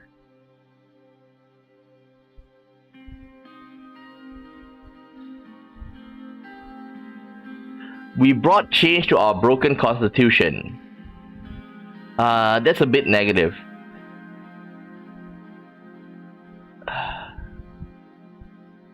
I successfully reformed Sordland's constitution. Like, this one is like, remember, this party is made by Taco Soul. Like, if I say this, I'm basically like going against them. Then I say, I have successfully reformed Sordland's constitution. About the corruption here, we didn't give money to Nia, so we can't really say that. I remain committed to stamping out corruption that has plagued Swordish Corporation for far too long. Yeah, this one's better. Thunderous applause erupted.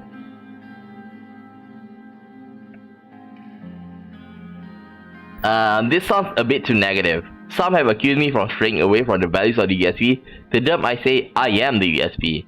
Basically, I'm being the second soul. Sordland has changed, but your USP remains as strong as ever.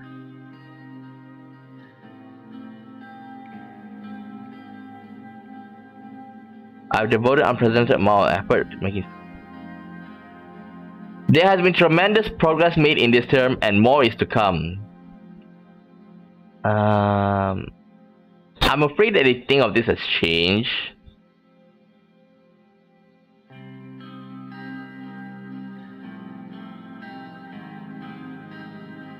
Like, I think it's better to say this. Even though that our economy is not good, I have devoted unprecedented amount of effort towards making Sordland's economy the best in the world. We will not lose. But then again, my budget says otherwise. Remember, USP is a conservative that they don't wanna change. It's a balance of what their views on and what I've done. Oh boy. I think number 1 is better. My track record doesn't show a very good answer for economy. There has been tremendous progress made in this term, and more is to come. I and Vice President Galate shall lead Sordland into a bright new era.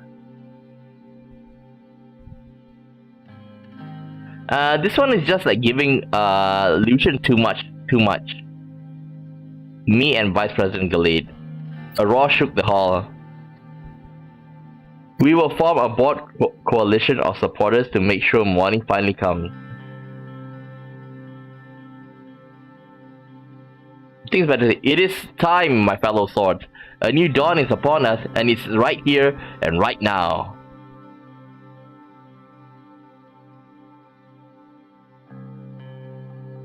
Amogna West Core.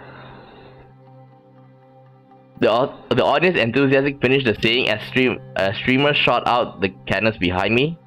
My re-election campaign has officially begun. I stepped down from the podium. Report from Red Youth launch attack on Galthord. I thought we banned. See? They launched attack on civilian infrastructure in Galthord. Many militants of the group were armed and fired on police officers, resulting in many deaths. A bomb attack on Galsort Research Council has led to the many deaths of many scientists. The Gendarmerie has now entered the city and is now actively clashing with the group. It is expected that there are several hundred armed members hiding in the urban sprawl. Let's see, economy. Mixed economy.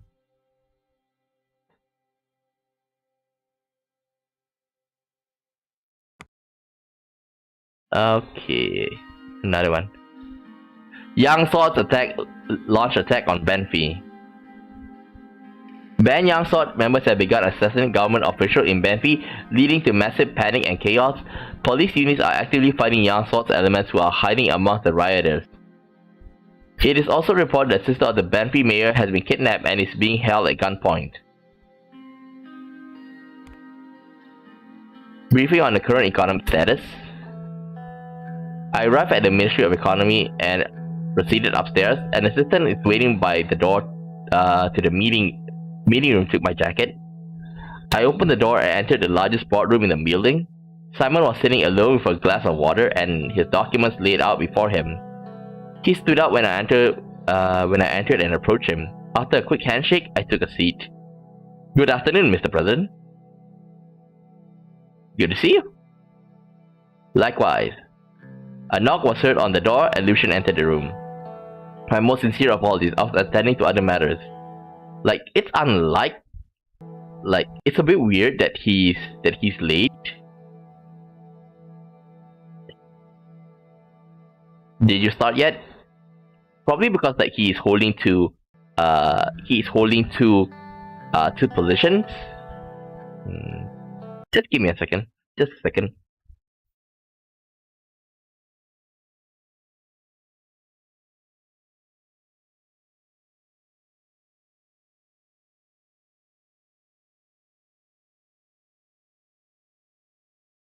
Okay. Did you start yet, Mr. Vice President? No, not yet. Now that everyone is here, let's begin. As you all know, we're here to review the economic progress we've made over the past term and decide how to proceed. I'll brief you quickly on what we have done so far, just a refresher. Very well, let's hear it. He gathered the documents in the pile in front of him and adjusted his glasses. From the pile, he produced two booklets and handed them to us. Our extra focus on the economy has resulted in some small-scale positive growth. The extra resources have been boomed to my ministry. It would be great if you follow up on this during our next term. Let's take a deep dive in the details now. Turn to page 5. Let's start off with the economy plan. I would like to say we are on track, but unfortunately I cannot. Our decisions so far have not been in line with the initial intention for our planned economy. It looks like we are going for a mixed approach instead. Something between a plan and a market economy.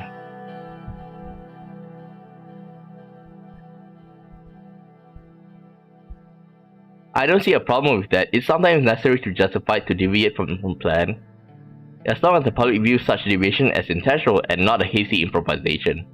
Just pointing out the facts here. Let's move on with the report. 16.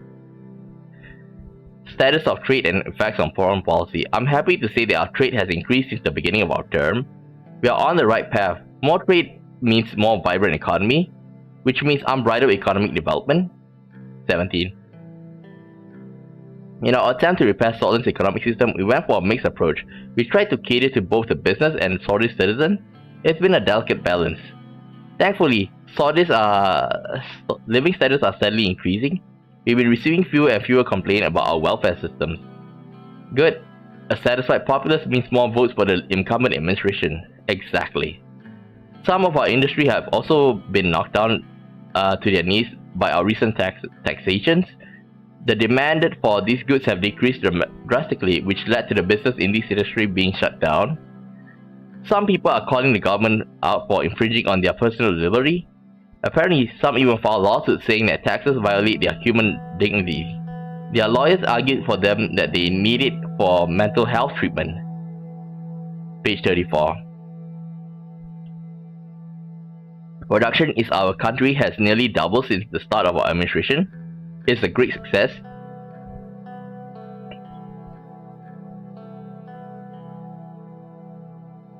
Let's not forget about the sacrifice we had to make to achieve this.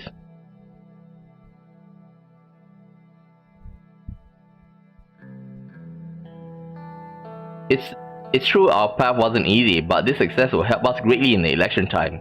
We're on the right track. If we keep doing what we are doing, it is bound to get better. Moving on to logistics. We have an infrastructure problem and the economy won't truly flourish until we solve it. We need to make new roads and improve existing ones.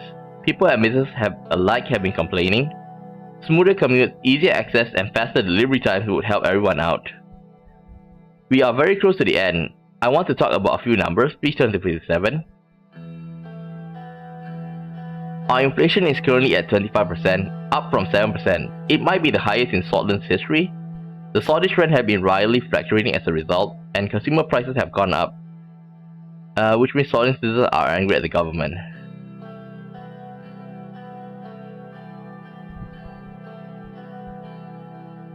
We need to fix this. There's nothing more important than the well-being of our citizens. Agreed. Mr. President, do you have any questions so far? That situation. 611 billion SR from 427 SR at the beginning of our term. The debt is due to government borrowing and interest on our previous debts.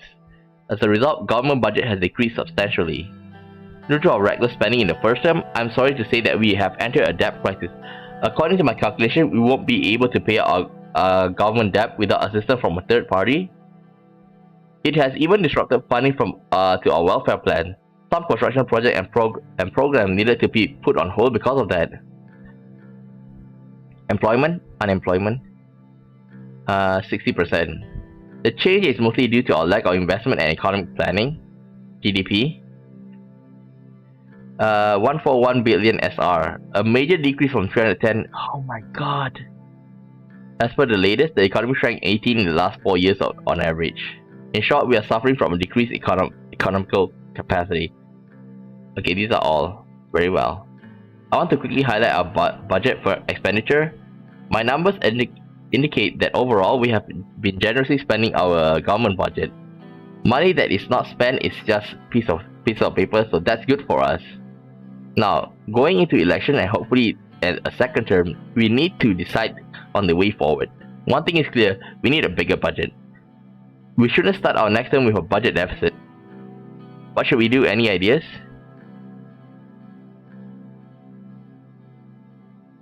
We will take an international loan from the MFI.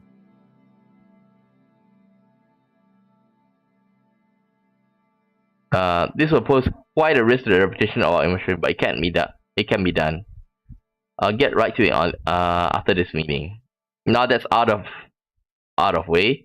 During our first term, we have faced many challenges in the midst of a recession. We have worked hard to fight against the odds, but it was not enough. Simon paused to wipe his glasses. He swallowed before continuing. Mr. President, I may have surmised from the numbers I have given you that the economy has worsened considerably over the course of our administration. I wanted to prepare you for the truth. This is no longer a mere recession. We have entered a period that historians might reasonably refer to as the Great Swedish Depression. We have broken our promises and failed our people. My only hope is that future generations will be able to forgive us when they look back.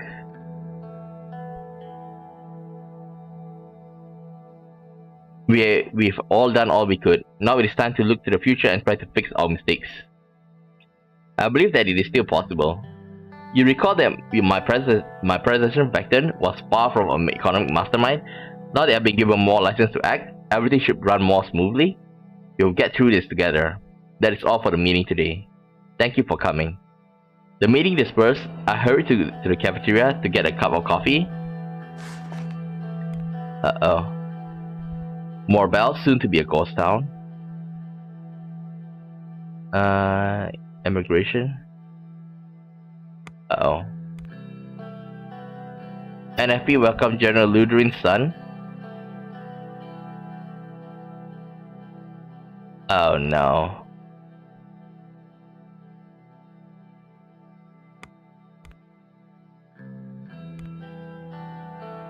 Report from Sarna. Increased crime and racial violence plague Sarna. Oh my god, everybody needs money. Tons of salmon left rotting in storage.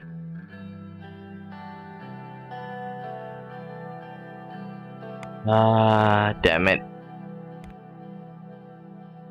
Here, JP in Lake Haven. Victory for everyone.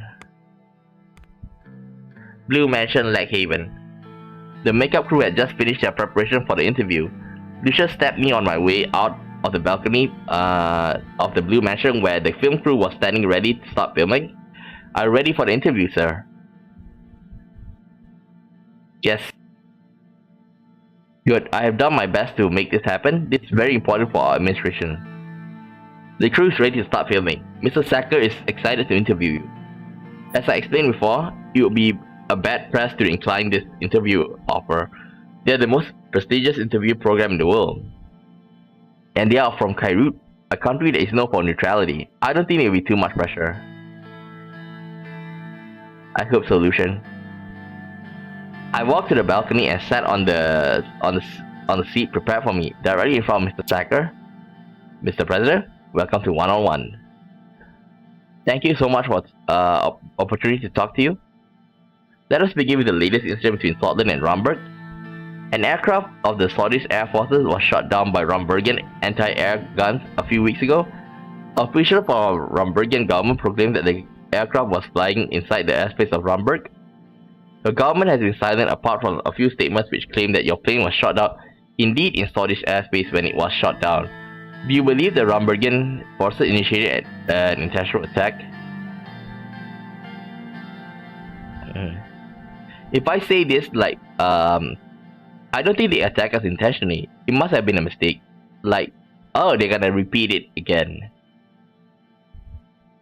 If I say this is escalating. But I think number one, yes. We have reason to believe that, yes, they are being increasingly aggressive over the years. Does that mean there will be more hostilities on the horizon?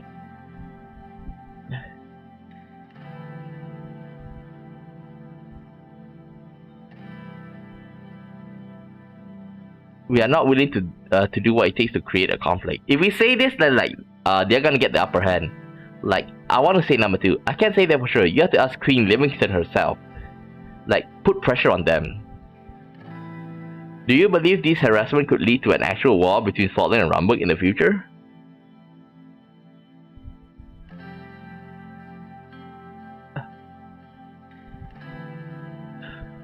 Okay, I believe that's what Romberg wants. They have been working to get a justification for such action.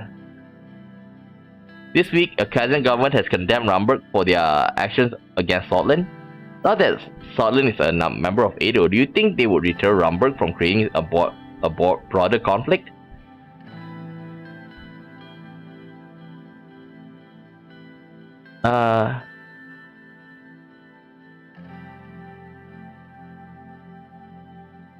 Yes, it will surely deter them from creating a war, but they will likely continue their harassment in other ways.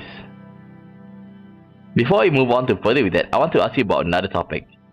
Not so long ago, you claimed a spy was discovered within your administration, and the alleged spy was none other than your own secretary. The scandal caused by that resulted in Mr. Vector leaving his office. He was blamed, and you appointed a new vice president. Many claim that this was just an internal political move designed to eliminate the vice president. What do you have to say about this accusation?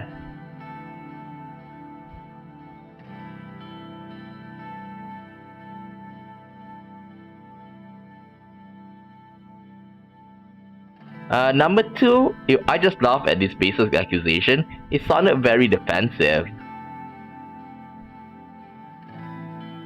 We recently lost Mr. Vector. I don't appreciate you asking me such a question. He was a friend of mine. I know you were very close, Mr. Rayne. My condolences, but it didn't get me to an answer.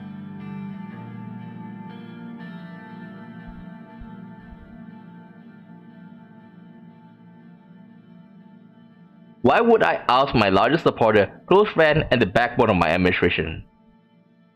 Well, I'm asking you the questions here, but let's move on. He didn't look like he was satisfied with my response. He stopped for a moment and took a brief look at his papers. Okay, let's return to your foreign policy. Let's talk about your ongoing conflict with the Hazyland Island.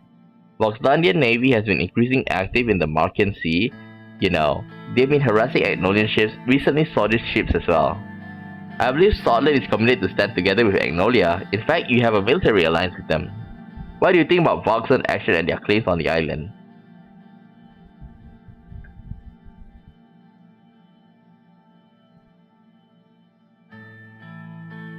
I invite Consul Hegel to see reason. I believe that conflict can be resolved diplomatically. Do you think that as hostility between Agnolia and Voxland can erupt to a hot war?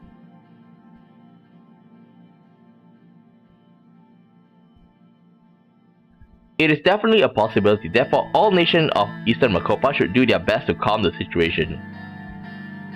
Would Sordland also get involved if the situation gets out of control?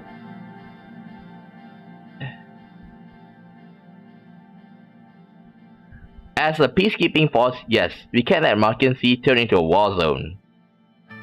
Okay, let's move on to another topic. Last year, a huge conflict took place close to your borders with Westland, when Westland forces partook in a massacre of Bluish civilians under the guise of eliminating the Bluish Freedom Front. Sordland decided to stay out of the conflict. In fact, many refugees fleeing from the massacre came to Sordland. Knowing that Sordland had its trouble with the Bluish independence movement, how did Sordland cope with the influx of Bluish refugees coming in from Westland?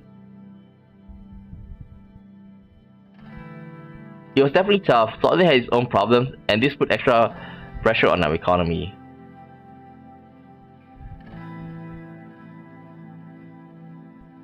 I don't understand the question. Bluish movement has nothing to do with this. They could have been Swords or Westzak as well. First of all, they are human beings. The world has been watching this humanitarian crisis with utmost attention, and I have to give you credit for allowing these people to enter Sordland. Unlike your neighbor Lesbia, Sordland took this responsibility. Do you feel the burden for being the only country who opened their borders to their refugees?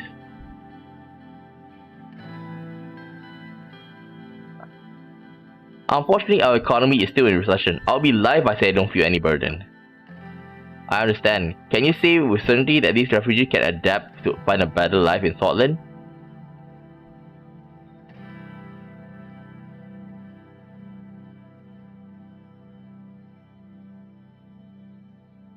I genuinely believe that. Yes, I genuinely believe that.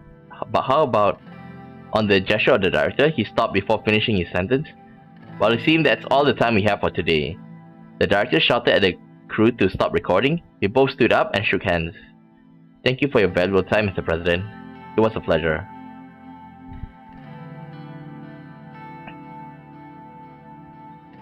I enjoy you very much. Thank you for coming to Sordland. I hope to interview you again in the future. Lucian walked up to the director and started talking to him. I went inside the building. Uh-oh. Workers' Party announces Leak as their replacement for Agile. Sordland dependent on foreign help. Mental League is back at the WPB. Sordland relied on foreign aid. Rayne Administration resorts to MFI loans.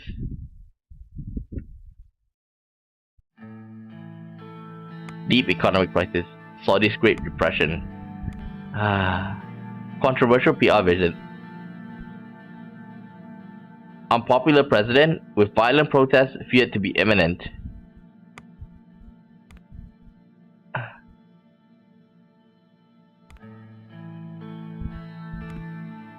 WPV leader poison.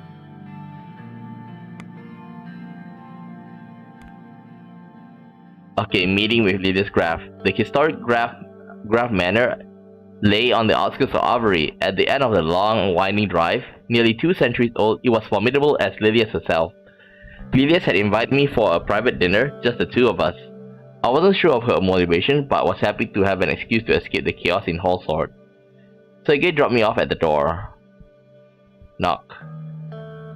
I used a heavy brass door knocker to signal my arrival. The butler answered and showed me into the parlor. Gas lantern lit the wood panel room a cozy orange glow. Lilias was sitting on the sofa. Above her hung a nearly life-size portrait of a sallow, unhappy-looking young woman in a lace ball gown.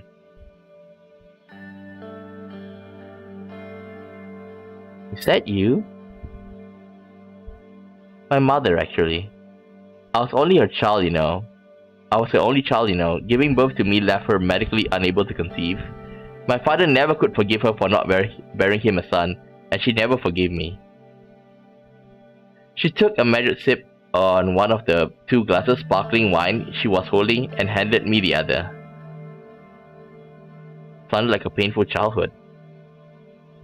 The silver lining is that despite personally despising me, they felt compelled to grant me the advantages a son would have had, including the education I needed to raise my current position. Would you be so kind to tell me why you invited me over? Given how your wife spends her time these days, I thought you might be in need of some home-cooked supper. The butler silently stepped into the parlor and rang a silver bell. This is why, even Lilius can see it.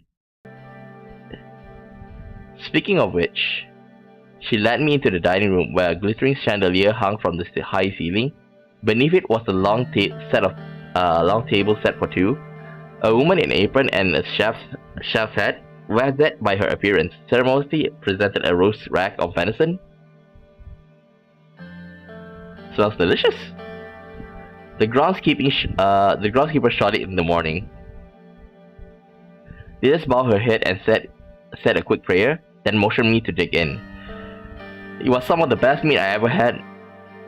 We ate in silence for a while, then Lilius pensively laid down the cutlery. Anton, I want you to know that I have nothing but respect for you. I respect you too. But given the certain developments that have occurred over the Sordland course of your term, I believe you are no longer fit to lead USP. Lilius took a deep breath. I wanted you to be the first to know that I myself will be running against you in the party congress. I suspected that might happen. Of course you did. You aren't stupid. Did you think I'll sit you idly by to make a mockery of this country's constitution? The very constitution that is keeping the nation safe from internal and external threats? You were disgraced to the name of Tarquin Sol, whom, lest we forget, you tried to have imprisoned.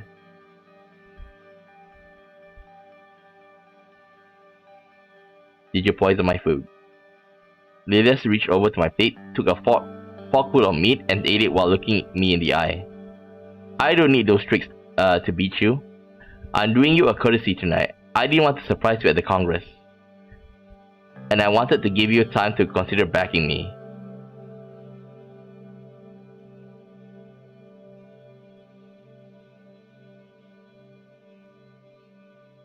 Sorry, Lilius, I can't back down now. I understand. I tendered my official resignation once we were both back in Horsford. I rose from my chair.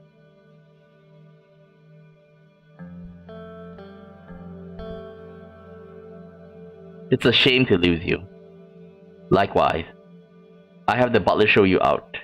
She stayed seated as the butler gently led me outside. As Sergei and I drove away, I looked in the rearview mirror and saw her silhouette in the doorway. So I was challenged from within my own party. Or so I hoped.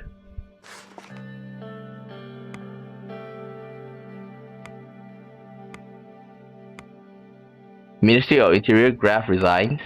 Graf throws in the towel. Ado modernizes Air Force with new planes.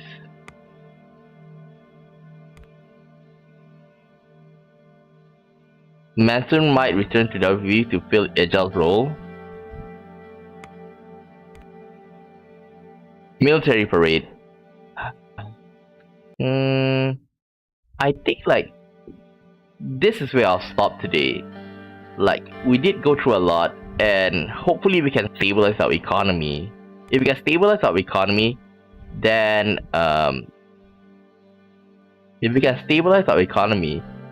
then we might have a shot at winning this.